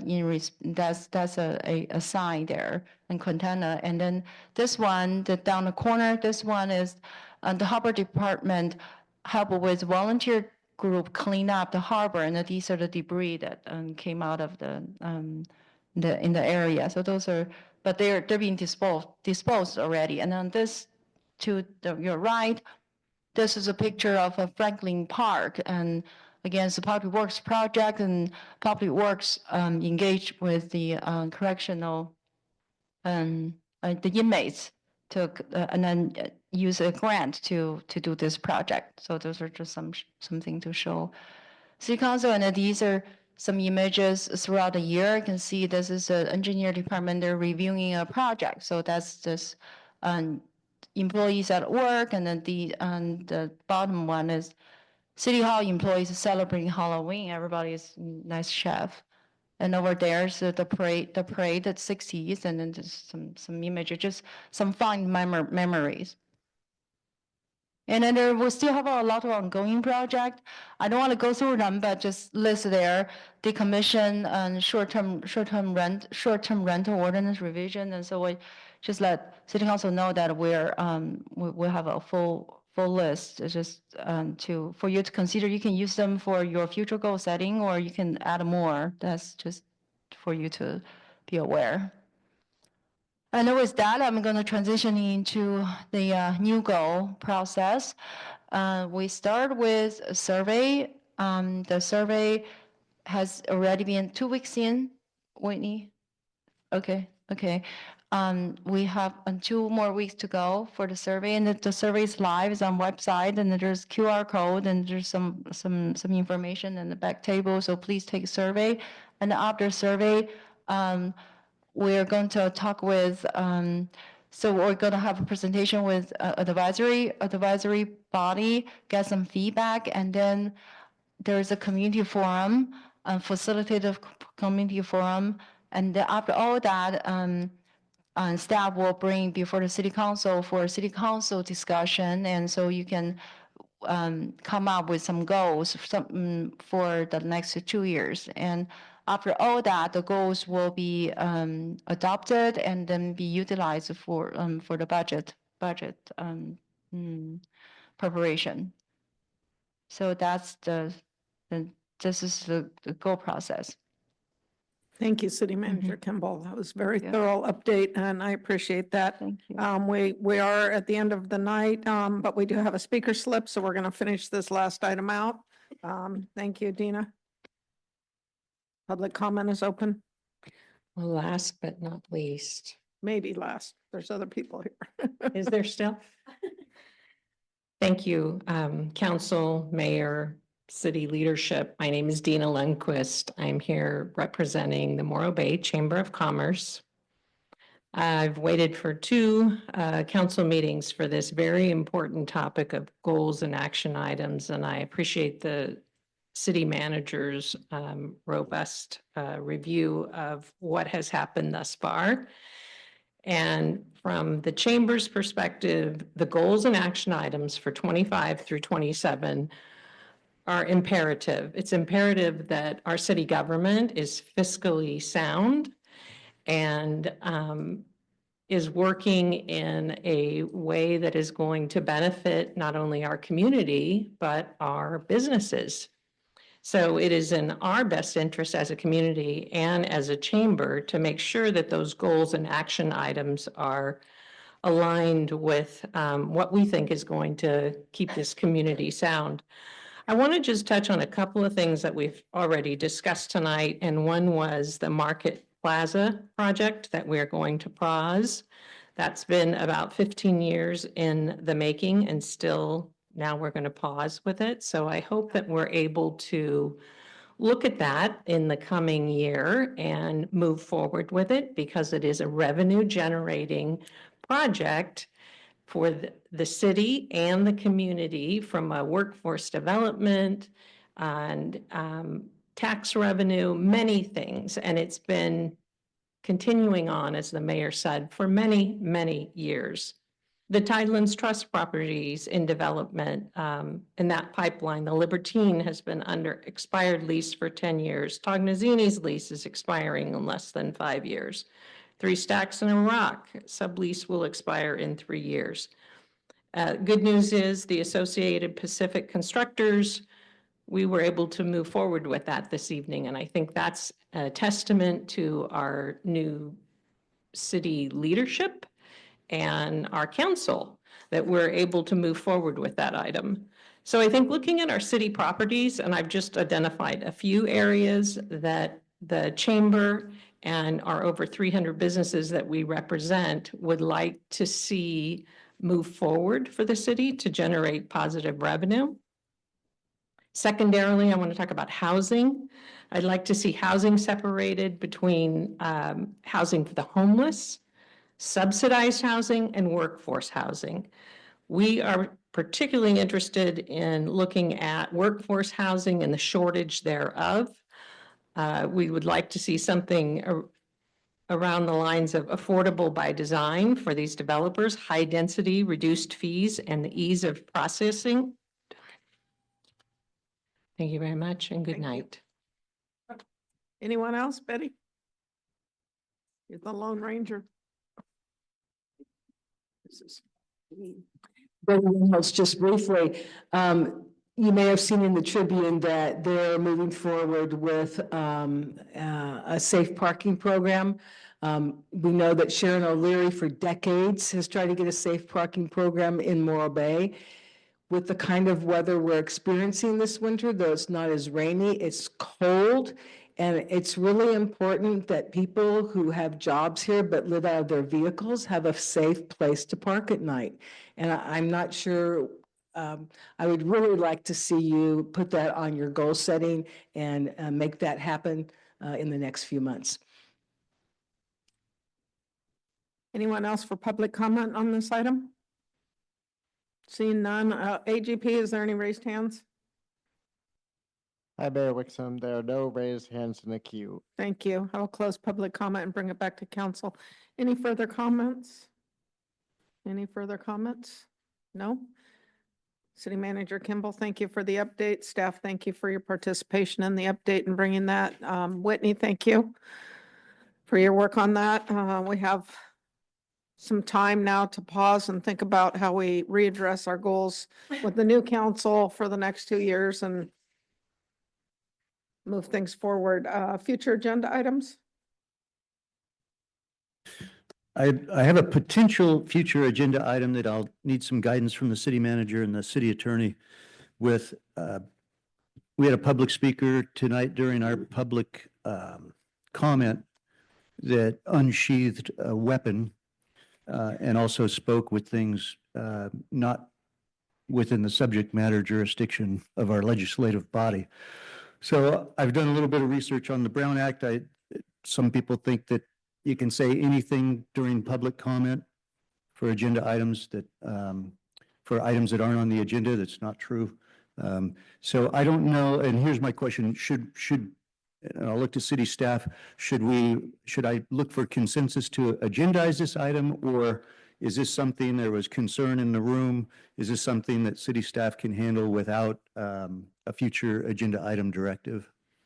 It's already on my radar. So I was looking at the policies and procedures that we have for council meetings and maybe we can put some more wording in there that might help us but it is on staff's radar too. We spoke about it in the executive committee meeting and we'll continue to look at ways to balance that First Amendment rights with us being able to do our business.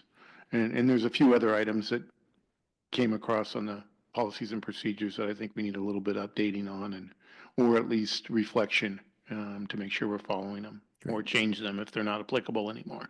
Yeah, I feel satisfied with that. Thank you. Thank you, and thank you all who stayed. Our next meeting is February 11th. I will be Zooming in along with the city manager and the harbor directors. We will be in Washington, DC, lobbying for dredging funds. So thank you for that, and we will see you in a few weeks. Good night.